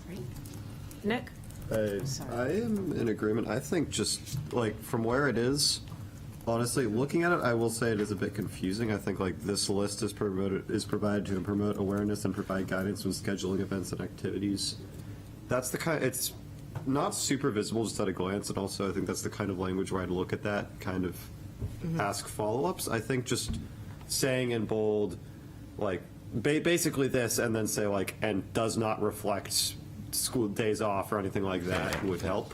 Like, I think just to explain the rationale a little more. I do appreciate the like intention behind this though. Thank you. Carrie? I like it with the description, and to keep it, I think for next year, adding like some ways to be to consider in events might be helpful for specific guidance. For instance, like not having big food spaghetti dinners during Ramadan or whatever it is. And then it looked like to me that the primary was confirmed to be the 14th, which you have as an early release. And so I think if someone else can confirm that too, it would be great that would automatically put us out to the Friday of that week. And so my next question is, does that mean it looks like there's no built-in snow days? So it would go to the Monday, Tuesday of the following week? So we have 2 options. So the snow days, our contract with teachers is up to 187 days, and we have to do at least a certain number of instructional hours. And so this year, what we were able to do was we were able to, by a long shot, live up to our instructional hour obligation to the state of New Hampshire, and that's why we didn't end up doing the additional 2 snow days. So this also would be the same thing, where we would have well beyond what we need to in terms of the instructional hours for the state, and then the number of days on here would represent the maximum number of days that we would have staff. Great, thank you for that. Yep. All set? Yeah, just I don't know if you want to change it or The want- 14th. The primary. The Yeah, primary. February 14th, just for clearness on. And what we're proposing is that would shift to the latter, the next week, or the week before, the 7th or the 21st? I'm sorry, what? Oh, I see what you're saying. So it'll be a no school. The 14th will be a no school day per the notes on the calendar now. I think it has to be, right? Talking about November? No, the presidential primary, February 14th. Yeah. So on the bottom of the, does it say 13th? I see it on the 13th. Okay. Yeah, that's Because at the bottom of the calendar, it says calendar will shift to make presidential primary day a no school day for students and staff. Oh, I see where it says that in orange. Yes, sorry, I didn't see that.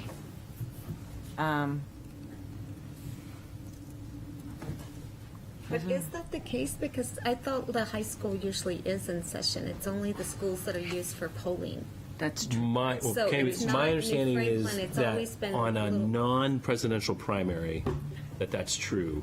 But on the presidential primary, we use the high school, the ward that usually goes to, Ward 4 goes to the high school for a presidential primary. Presidential one. So what I've been told is that you're right, in a non-presidential year, that's the way it would go. But in a presidential year, then everybody's shut on that day for presidential.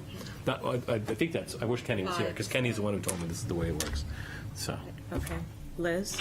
To Carrie's point, I haven't seen yet, unless it was like within the past couple days of them selecting a presidential primary date. And my understanding is that obviously New Hampshire's committed to being first in the nation, so therefore it may move. So I mean, based on that, so I don't know. I haven't seen anything. And I just Googled it. I don't see anything. Maybe I'm yet, so- embarrassed because my source is Wikipedia. I just realized.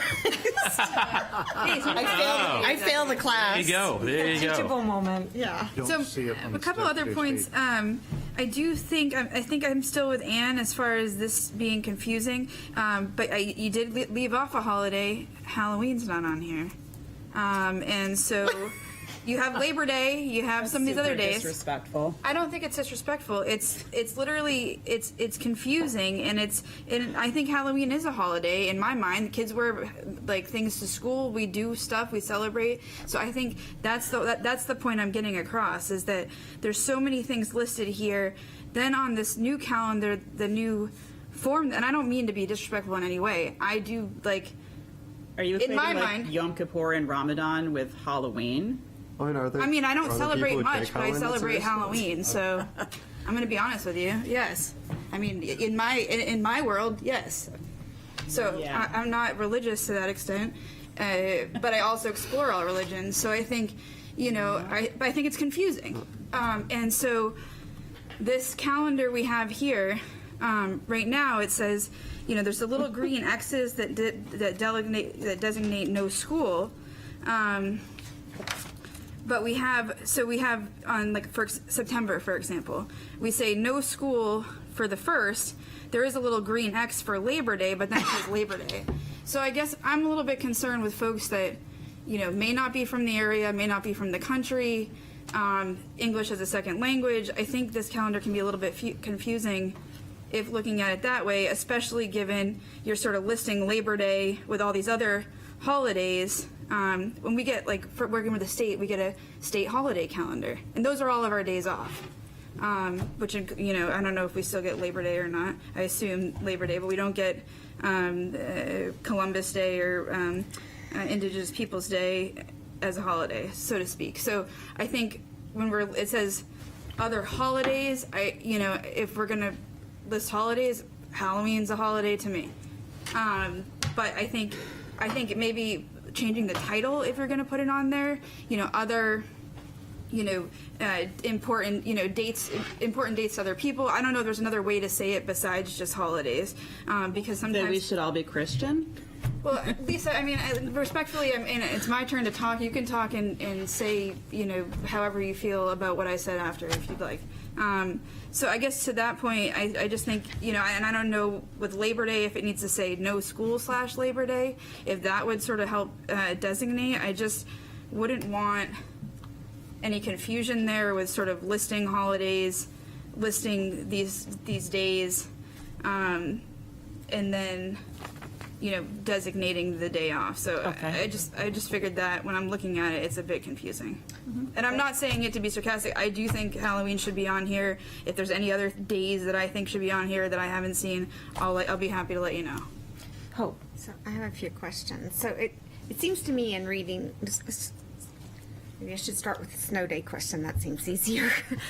So with the snow day, I see that. I'm kind of trying to see what you have it attached to on this calendar, and I thought that we were going to add, like, what is our snow day policy as far as state, because not necessarily are you going to call a snow day by that policy. The question I'm asking is, do we get, or it's, the question I have received from parents is, are there any snow days built into our schedule? Yep. How many days, before it starts cutting into our summer? Yep. So can we kind of clarify that? If there's not room on the calendar, great, can we put it somewhere else, but maybe the calendar. So what is the SD snow day here for? So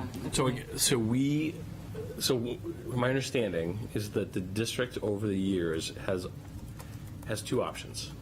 One is to do a certain number of days, and the other is to use instructional hours. And the district has used both. So it has not been consistent. In terms of the way our contract, like I was saying, is not, we don't have a certain set number of teacher days. We have a maximum number of teacher days. So we can't bring in teachers for more than 187 days. So, and that's a combination of classroom stuff, professional development. Does that include remote days? That includes. When you say bring them in, do you mean in-person days if they're or remote or doing, anything? so if we, let's say that we did, for the purposes of snow, if we decided to do remote-based snow days when there was weather, but we held school remotely, then that would count as a day. Yeah. So, and then the other methodology that schools can also use is instructional hours. And so we are well beyond, in terms of what this calendar is, we have like a 12 day buffer based on instructional hours compared to what the state expectation is. So, so this year, and this is, like I said, this has not been consistent. This year, the end date that we're going this year is based on instructional hours. So we are well beyond what our expectation is from the state. And I think we still have 6-8 day buffers, 9 day buffers, depending on the grade level. And when we had like the extra, we had the extra election day. But anyways, we still have somewhere between 6 and 9 day buffers at each school compared to what the expectation is from the state. So, what we, I think there's a conversation to be had as to whether or not we want to lock in a singular methodology, and then be transparent about that methodology. If the one that which we went to was exclusively days based on a 187-day calendar, then there would be this movement. I would say this: I was interested. I would receive far more, lots of incoming. What I received from the public was far more like, please don't stretch this into my summer. There was a lot of that, more than I'm used to, way more than I'm used to. And so people had some very specific kind of plans that they wanted to push in terms of the summers and thought process about their summers. Some of that was around being able to just be clear about when the last day was, but some of it was like, please do not cut my summer short. And so that was part of kind of the thought process around going towards, of the two choices that have kind of moved around, going towards instructional hours for this year. I think there's a bigger conversation to be had as to whether or not we're comfortable with that as the overall approach, and whether or not we would want to stick to that exclusively going forward. So, so I'm hesitant to put it into the calendar right now and say. So, based on my question, yes. What is the SD snow day on here for? So What is that referencing on this current calendar right now? Am I missing? Or is this going to be a live document that if you add Be a one? living, I think You're, Paulette okay, anticipates it's a okay. living Unlike in the document. past. Thank you for the Yeah. clarification. Okay. Sorry, I didn't understand your question. No. Thank you for the. Yeah. It's lots of good information. Just didn't address the question. So regarding the back page, if you choose to change the title, even passing this out to parent or Yeah. teachers, and I would ask that it does not say other 2020, 2024 holidays for other people. That is just not inclusive at all. If you want to change it from holidays to important dates, Yep. but I also would like clarification from what I am interpreting. You are defining holiday as religious holidays, days that people would receive off, maybe, and employment as well. Is that how this is being? So I'm not, in terms of, defined here, or- I'm utilizing, it's the, I'm trying to think of the group. It's a group, it's a group of college presidents who developed their own list and went through, and so the criteria, I don't know the answer to, but I can find the answer to why is Halloween, for example, not part of the list. Well, it's not an employment day off, Right, and it's right. not a religious holiday per se, and so I can understand that. But so maybe just change it to important dates. So then, whether it's a holiday or not a holiday, we can add things to it. But I would not have a problem if it's on the backside if it was explicit and this list is provided to promote awareness and provide guidance to our faculty Yep. when scheduling events and activities, and then be explicit about in bold for actual days off. Please see the front side of the calendar, right? Yep. Like this is just solely. This list is solely to provide and promote awareness. Yep. But I guess my question is, if it goes on Yep. and it turns out to be Crazy Town, Yeah. how Crazy Town easy- confusing, or? Yeah, Crazy Town, yeah. Crazy Town confusing, which I think if you're explicit about the verbiage, it Yeah. shouldn't be, but some people still not going to read that. How easy is it just to remove it and put the calendar back Oh, it's just a out PDF. I mean, it's a without it, PDF, right? and it's like, so it just, not it could that just disappear. difficult. Page So two then could I say disappear. for the, because to me, from an international standpoint, and I understand there's non-English speaking people within our community, but I think it's more welcoming to see their culture included Right. in awareness than not be included. So if it's explicit around the front of the calendar is for days off, and this is to promote awareness, solely to promote awareness and provide guidance to faculty. So, yeah, and I think it's twofold. So, and I think you hit both of the parts of it for me that are important. One is operational. So as we were putting together the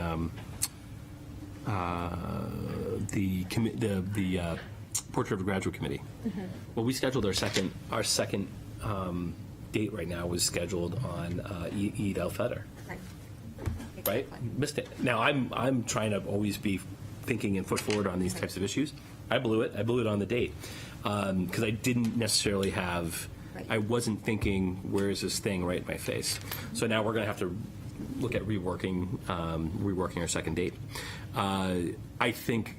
So I think there's other examples. I think if we went through this year and we looked at our district calendar and we looked at these, there are other examples of times where we ran what would be significant events if you're a family who has a kid at one of the schools, significant events that ran counter to portions of our student body and their traditions. So that's like a real operational thing.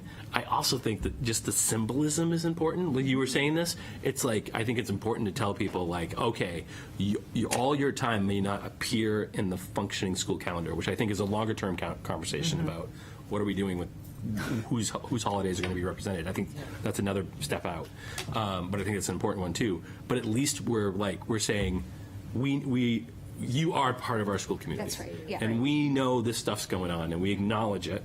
And even if it's not built into the school calendar at the moment, we.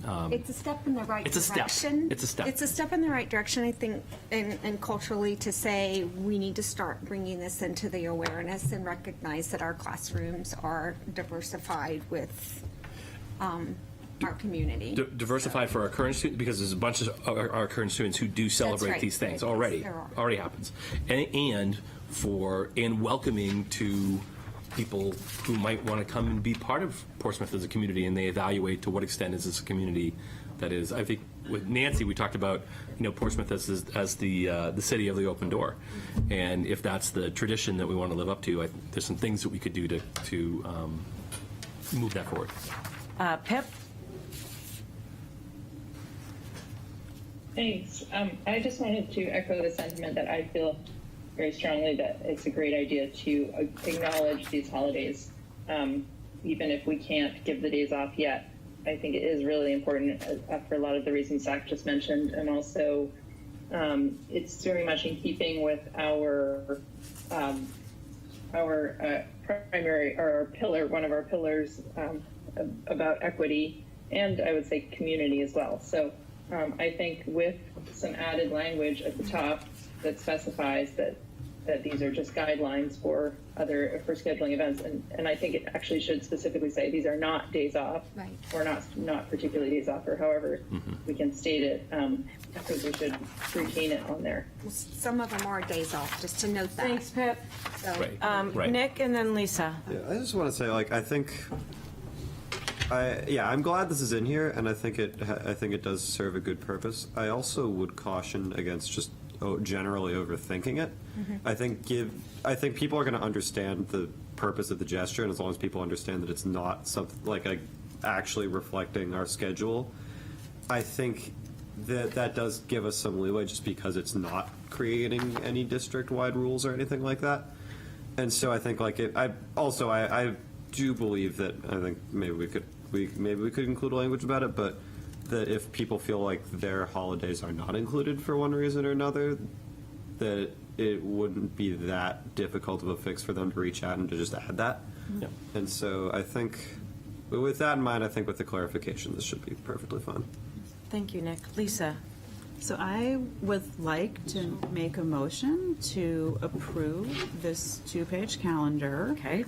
With a revised headline on page 2, and I would defer to Zach on the exact wordsmithing of that, but to reflect that these are guidelines provided to our faculty to promote awareness. This is not our school schedule. For information on dates when school is in session, please refer to page 1, or whatever you feel is the more clear, something along those lines. definitive, simple language, but that's the motion I would make. Do I have a second? Thank you. Any discussion? Liz? Well, I don't know. I think the motion, I don't know that it's appropriate for us to be voting on whatever language the school distributes for the back of the calendar. I think the school board, we can approve the calendar generally, but I would request that either we don't vote on the back of the calendar and Zach ultimately makes the decision based on the input he's heard tonight, or we do a separate roll call vote for the back of the calendar. We just have a motion to do a roll call vote. I currently have a motion on the floor. What I'm saying is, there's up for discussion, so I got called on to Yeah, comment. no, I know. And I don't think it's appropriate for us to be voting as a whole. I think we generally vote for the calendar and approve the calendar. That's our role. As far as approving other language that the school wants to pump out to anybody about what the school's doing or anything on the back of the calendar, I don't know that that's necessarily our role to designate, I guess, so to speak, what is said or not said on the back of the calendar. I think generally we vote to have the school year based on what's laid out. We have contracts with the teachers union and those days off, and that's sort of our role. So I would like to, I don't know if I need to make a motion to separate the Lisa's motion, but I don't think it's proper to vote in the back of the calendar, or this proposal of this going on the back of the calendar. Another question from Pip, or the same one? Pip, do you have another question?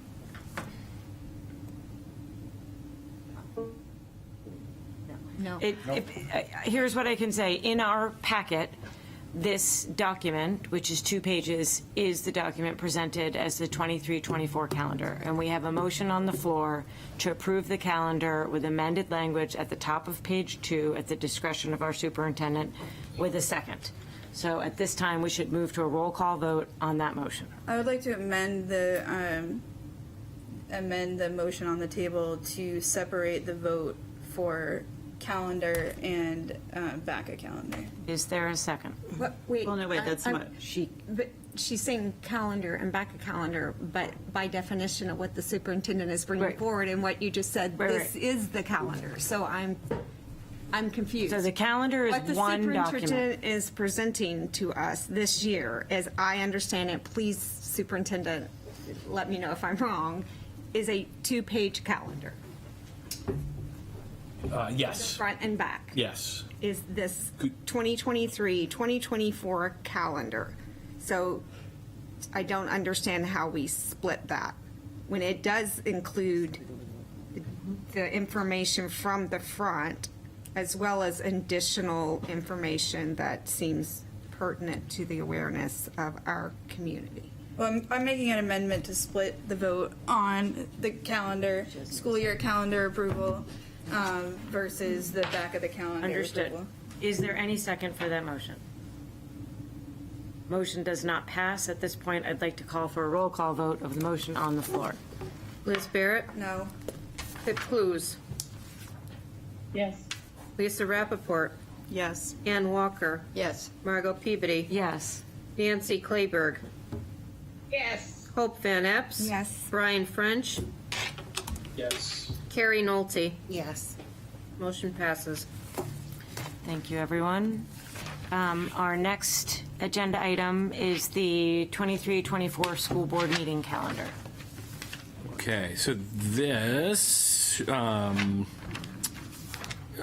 only thing we looked for in terms of this time around was there was conversation, and it ended up not being an issue, was conversation about a desire to not repeat the Tuesday night before Thanksgiving thing, but it didn't fall that way anyways.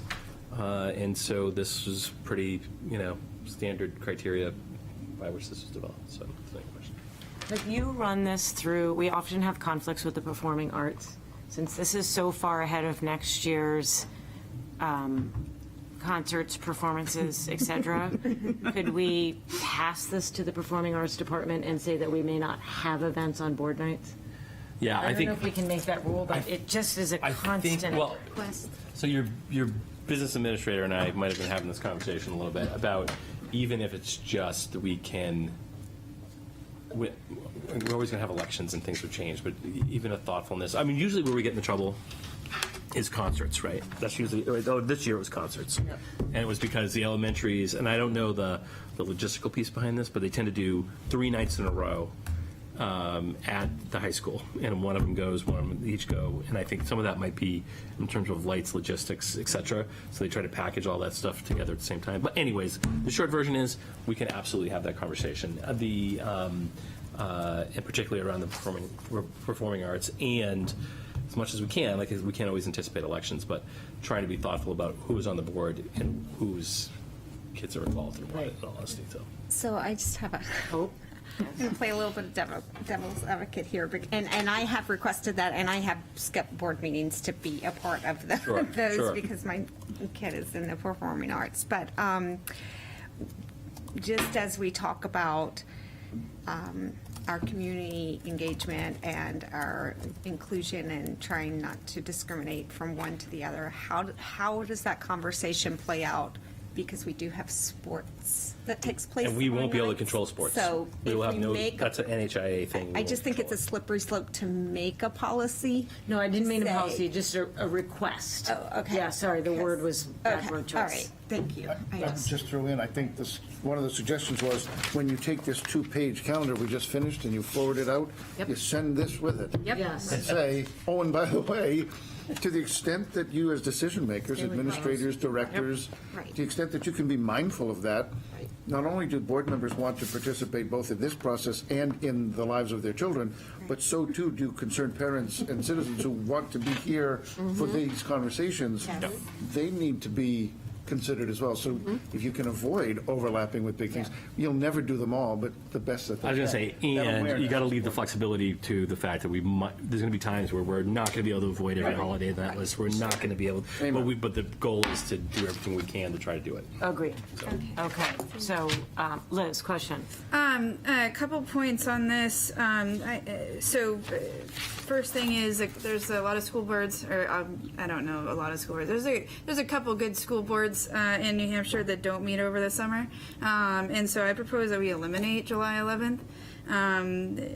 August, okay, but get rid of July.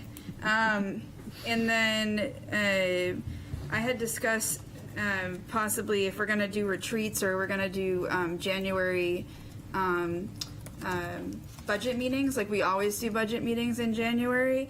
I kind of wonder if we could start building that, and I briefly brought it up before, building that into this calendar so, for trip planning or whatnot purposes. I mean, I sort of figured, but then I kind of thought maybe I wasn't going to have a meeting one week, and then I ended up being gone and then sick, obviously. But I guess I kind of wondered if we generally have budget meetings in January, always, the second week, the third week, if we could add those in, that would be great. I understand that we obviously have different timelines we're working on, but it seems like we may always have a meeting, third week of January. So even if it's just like a buffer and not like the exact day, like just that we're committing to those dates. Yeah. So I think we could put a footnote on this, that, again, I didn't dream it up. I just inherited it when I arrived, but from January 9 until the week prior to February vacation, we have, at least in recent history, been here every Tuesday night, either for regular board meetings or for budget workshops in between. So you could footnote that and just say, please anticipate. And if we decide to go earlier and change this, you may draw this out. You may start December meetings and not have to, but It would be helpful information to our community to be aware of budget season and. Great, Carrie, thank you. Were you done, Liz? Yes. Yeah, just in the retreats too. Are we still having a retreat every year? I mean, is that always a thing? And when are we doing that, over the summer as well, or can we be like the cooler boards and kind of push it a little closer to the school board? It's always over because of the way our goal setting and budget cycle works, because our budget gets approved so late by the city, it's always in the summer. Okay. Carrie. I was going to think similarly. I would propose that we consider working on scheduling a retreat now, because I feel like we had some struggles before. But I think it just as an idea, doing it in June instead of in July, because I don't think any of our travel schedules lined up that we could all be in person. But with that, I would, if you think it's reasonable, forgo the July 11th meeting. Do you think we need Operationally, to? just in terms of approving of people and anything like You that? get to approve them until we come back. That's right. So We we're give empowered to you do carte that. blanche. That's right. Jeez, you guys are. Do you want to talk about them? No. So I'm just trying. Are there any other operational things that would be crucial for us to have a July? Because I could see us having a June. So the retreat, just to say, I would say the sooner the better on Agreed. retreats for us, because then it allows us, as space kind of clears out, and July is, each of us are off on different vacations, but then we also have like a lot of, it's good work time for us in terms of any times of like goal setting and developing plans and all that type of stuff, and then leading into our own retreat, which is we're in the third week in July, I think is what we're doing this time. We've already, a month or 2 months ago, we started to book that time with administrators and just say block it. So it's better for us if we would do the board retreat in June, somewhere in there. It's, the earlier the better. Nancy and I will generate a Google survey to nail down a date in June. I think your July, operationally, I think your July is less important. I would caution against Some places don't go either month, but I think August coming back, you have things that anticipate Yeah. the start of school. But July is a month where I've had experience with us not, and I can't think of anything other than the hiring opportunity. And if you extend the privilege to go ahead and contract people for vacancies that still exist at that point, that's otherwise, I think you're okay. I've done it both ways. Right. I've had years where, depending on the board, the makeup of the board and stuff, we ended up meeting, and then I've had other years where we have done as much as bagging both. I mean, we've always like called a meeting too if it was like absolutely necessary for a decision, so. Yep. Lisa. Quick question, I guess, for Zach and Nathan. Is it feasible to do in June while school is still in session? Because I do feel like as soon as the kids are out the door, people's schedules really do start to deviate. And I don't know if that's practical for you because that's such a busy time of year in all the buildings. I mean, it's interesting because it's a busy time of year in the building. So it depends. So here's what you can anticipate. I think at central office level, in some ways, the buildings get really busy. So it's like the opening of school. Buildings get really busy. We're not quite as busy, but this office can be busy because usually there's end of a school year. There's usually my experience is there are 2 to 4 special moments, really dumb moves by somebody because it's transition and there's just a lot going on. So I think, and it's just you never know how much time. Some of those are enormous, and you basically like central office becomes a response to the really 1 or 2 really dumb moves that somebody pulls right at the end of the year. So fair. Oh, sorry. Were you done? I'm sorry. I was just curious. Okay. I was just curious, what about the end of May, like prior to Memorial Day? Because then, I mean, we only have 11 days in June. Right. Before the end of the year, so I was just wondering before we even start getting into all the end of the year events and craziness, if that would allow us to be able to. Why don't we identify block between mid-May and end of school and see if we can easily find a common ground, and then we'll work backwards from And there. we have 2 meetings in May, so therefore, if there was anything that came up in the retreat that we felt like would be good to communicate out to the community before the end of school, we would be able to do that on the 28th or the 11th. All wonderful suggestions, which we will work on. And does anybody else have comments regarding I'm on the wrong thing here, on the board meeting schedule? Okay, the comments will be noted, and we will get back to you with the changes. Yep. And a survey to get going. Look for a survey in your inbox on dates for the board meetings. Moving on, we have the consideration and approval of teacher re-nominations. So we spent a little bit of time in non-public reviewing what this is. The board the board has the role of, we have a process established through our contracts about the teachers that we are renewing.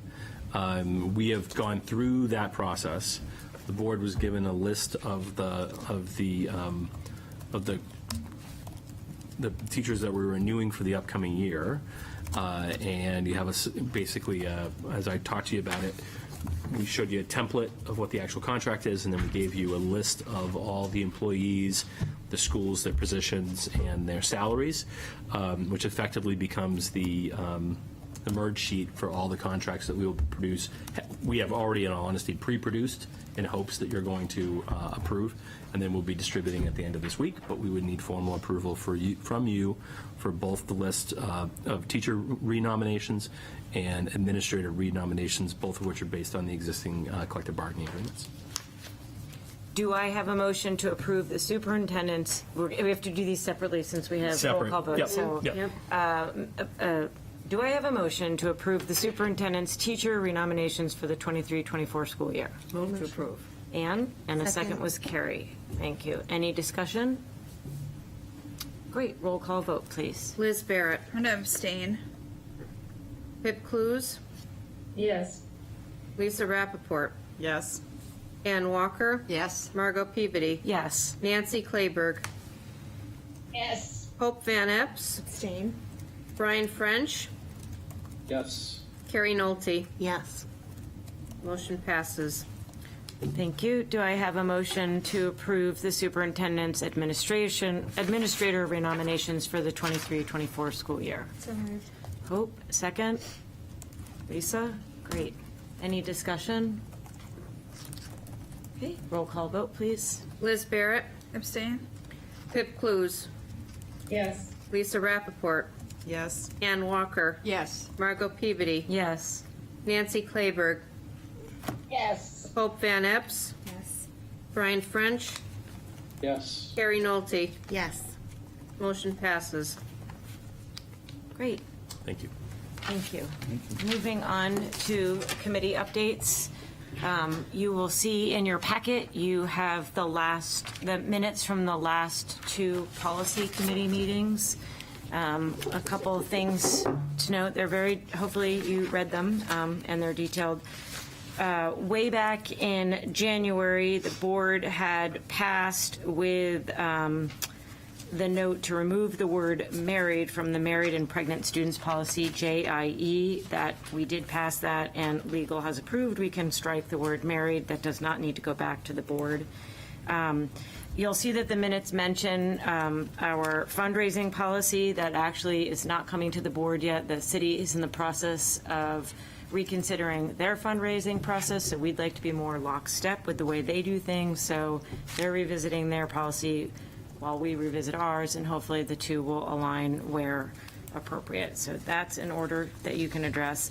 I know that the, I can't remember, JIDC was sent back to the board for corrections, and we haven't had a chance to, was sent back to the policy committee for corrections, and we haven't had a chance to review those corrections because we have been busy as time has presented to review and update policy JBAB. The reason that policy came forward is it was created in 2016 and has not been updated since and needs updating. As you can tell from the notes, we have involved numerous people in the discussion, including guidance and Seacoast Outright, to really land on what is the best policy that supports all students and provides a clear pathway for safe communication pathways for students to notify teachers and I'm trying to find the right words for it. But we've been very thoughtful about adjusting the policy, and the conversations that follow are in there. We've already started by changing the title and changing some of the verbiage. We've also updated the definitions list, and we have been most recently delving into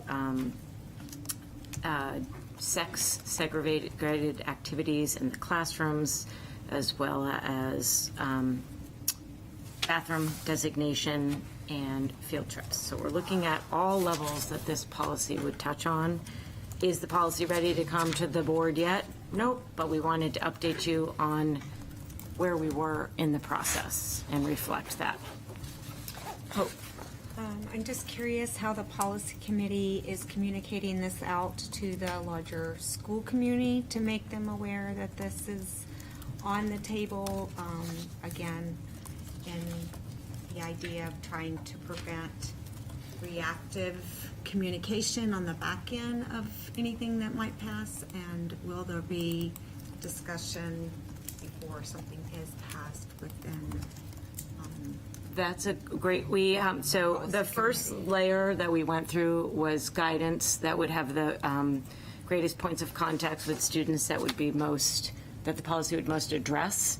But your suggestion of maybe bringing in a small subset of students to help review would be a great suggestion. Or has this been put out like to PTAs for them to be communicating to parents that this is a policy that's under consideration and advisement? I mean, I just know that it's a policy that is one of those policies that has a lot of opinions around it. And again, I want to see us be thoughtful of those respectful dialogues and be a district that welcomes various opinions with however things land, that we do that in a proactive and inviting way and not having to be reactive in explaining what was passed without the community having the opportunity to express their thoughts and opinions and concerns, especially since we just dedicated half our evening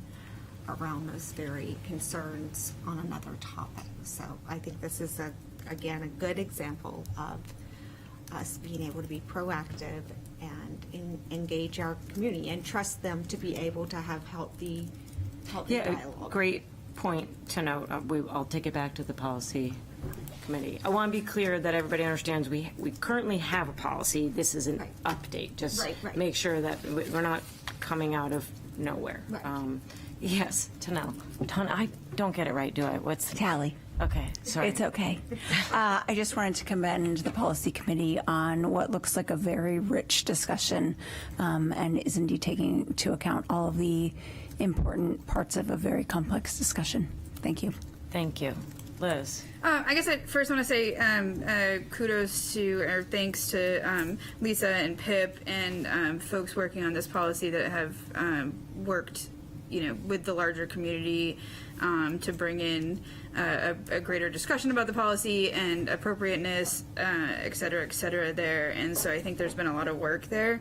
To Hope's point, as far as engaging the community, I think the community's engagement, because this is a policy, it would come in when we end up when the policy committee brings it to the board. That I don't know if this would probably be like a 2 vote, I would assume. And so, so there, I think those would be the opportunities if somebody wanted to come speak or the community wanted to come speak. That would be the time to hear that public comment portion of it. I don't know if I inadvertently approved the minutes for the policy. There's just one point, and I just wanted to clarify because I'm thrown into it here. It says, the committee, with the exception of Liz, agreed that there's a lot of good in the policy and didn't want a complete overhaul of the policy. I didn't say that there wasn't a lot of good in the policy, so I want to clarify that there's 2 parts to that sentence. And so I do think there's a lot. Are those the 8th or the 10th? Yeah, this were the before that. So these are the minutes from on the 8th. I was late and I was like in between trying to get some work done while I had it on Zoom too. So I had some work commitments that I was sort of pulled into. I just want to make the note. The February 7th meeting minutes. They're both listed as the 8th. Isn't it? Oh no, you're right. February 7th meeting minutes, page agenda. 4, bottom of page 4, 4th paragraph down. It says, with the exception of Liz, everybody agreed that it was a good. There's a lot of good in the policy. That's not. So I think that portion of the sentence. I said that I think I threw out the idea that there needed to be a complete overhaul because that's essentially what I felt was being done. And I think my concern as far as wanting a complete overhaul was the fact that the way that I read policies as an attorney is, I talked about like certain words we're using and why we have the policy and, what we're doing and what's the intent. And I think there's a lot of different discussion about, offering guidance or whether we should have a definition section. And that I think the minutes do lay did a nice job in detailing the discussion around, having a definition section, how you use a definition section in a policy, all of that. And so that was really kind of my focus was just trying to be clear and understanding, all the depth and the breadth of like what we need this policy for and how we're applying it and whatnot. So that's why I had thrown out the idea of complete overhaul. I don't believe I ever said that this policy wasn't a good policy to have or just in general. So I just wanted to sort of take out that piece and elaborate a little bit there. Great, thank you. Lisa, did you have your hand up? Not yet. No. Anne, I'm sorry. Previously, when that policy was being worked on some years back, there was a health class at the high school, and the policy was presented to them. And in fact, that health teacher, I don't think is there any longer. Okay. But there were a lot of kids involved in that kind of thing, so they very much agreed with what was being done in the policy. Good to know. Thank you for the historical perspective, Anne. That's helpful. Yeah, Hope. So At one point, we had talked about having on the website or somewhere that teachers could access to see what policies were under review, especially with the grade office trying to make decisions around discipline and things. And did that happen? The Is that short happening? answer I can And how tell. are we communicating out policies that? Because while I understand Liz's point that this is a form, a lot of parents don't know if the word's not getting out around policies that are being under review. Yeah, so the two short answers. One, that suggestion was made to legal, has not been welcomed yet in terms of just acknowledging what's under revision. I didn't know whether it was more of a technical challenge in terms of if you put it under revision, does it seem as though that policy as it stands is technically paused and we are not held to it, which is a fair point. So then it was a question of how do we communicate that? The second follow-up is, in a very backwards way, obviously the agenda for the policy meetings state what's under revision, but very few people look to that. So we could consider linking those in the faculty newsletters, because that's ultimately faculty and admin. I think that feels like the right starting place of where they would go. Right? Yeah, I Because think, they're the ones that they and this is a create. longer term, I've been thinking about this a bunch, and as we adjust policy, what's the most efficient way to communicate with staff this changing expectation that they're now living under? And some policies don't really have a big impact on them day to day, but still, we should have a system of inform. And parents. And parents, and parents. And separate from this policy but just Right. in general, some of our stuff is not that big a deal. It's some technical language, but it's more conceptually it's the same thing. I'm trying to figure that out, because I know what I had done previously was when it was really around handbook revisions. When handbook revisions would happen, then I would front load, but that means a certain period of time would go by without an update, a proactive update to the staff and the school community. And then when those handbook came out, the first page of the handbook was, this is what's changed since the last time we issued the handbook. And it would have all these, here's the pages you go to and whatnot.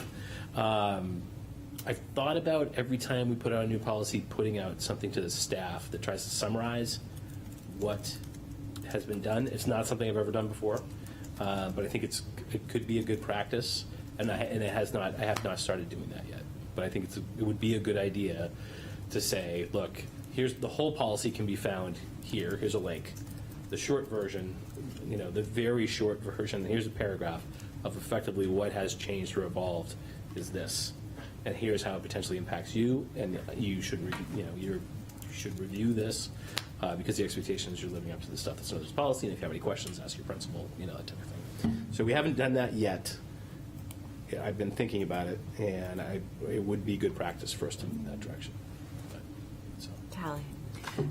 Just in line with the discussion, I'm just wondering too if it would be possible for the school board agendas to be sent out via Parent Square, because I think it's tricky to find those, even for people who know where to look.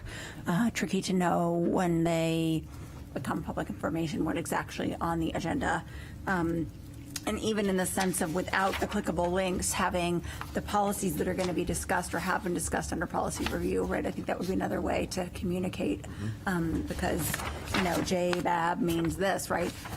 Then that's a way that I think would help engage the parent community and even the students, right? Because they have Student Square or whatever. So if they are curious about what's on the agenda for the board. Great suggestion in line with our goals of improving communication. Thank you. Lisa. Totally stole what I was going to say, but Sorry. actually, no, it's good. I mean, this came up last year and more than once before that about how we can better communicate to faculty, to parents, to everybody, sort of what we are doing in this room every night so that people who want to be informed and involved have more opportunity. Yep. And I do Totally think it would be agree. great if Parent Square is what we're using to push stuff out that way. Yep. And the policy minutes are placed And on. not just specific to this policy, but for all of it, because you never know for people in the community which specific thing is going to be like a real issue for that individual. Yep. And I think if we can be consistent with all of the policies, You know, and not try to prejudge which one is going to be the one that's Right. going to get everybody really excited, because you don't always know. Right. Yep. Right. Great suggestions. Other comments or other committee updates besides just the policy committee? Nick? I like that idea a lot. I think for the student end, it might be good to have like a summary, just because I know a lot of people are busy. I know a lot of people honestly just don't feel like waiting through all of that. And so I think I really like the idea of conveying that information. I think we should make sure that it's in a way that's like brief enough that people will be able to absorb it quickly and efficiently. A Cliff Notes version for the student. Yeah, actually, yeah. And then obviously maybe we link to the actual one so everyone has access. But It sounds like we just invented a newsletter. I don't know if you've maybe, but a school board doesn't seem newsletter. like we have one of those yet. So. Thank you. Other committee updates? Anyone? I think Legislative Committee hasn't met for a bit because we've been waiting for the dust to settle. I think our next meeting is next week. And we're going to start at that point to hopefully look through which bills have Crossed moved over. from the House of Origin over to the other house and which things have actual legs, so that we should be in a position soon to bring to the board some more solid and reliable information. It's been a little more fast-moving and crazy than usual this year. Sure has. So again, if anybody has particular bills that they are interested in us having a bigger conversation about, the list I've shared with the board before, and I'm happy to give it to you and Nancy to circulate out again. Yep. If Great. people haven't seen it. Thank you. Carrie?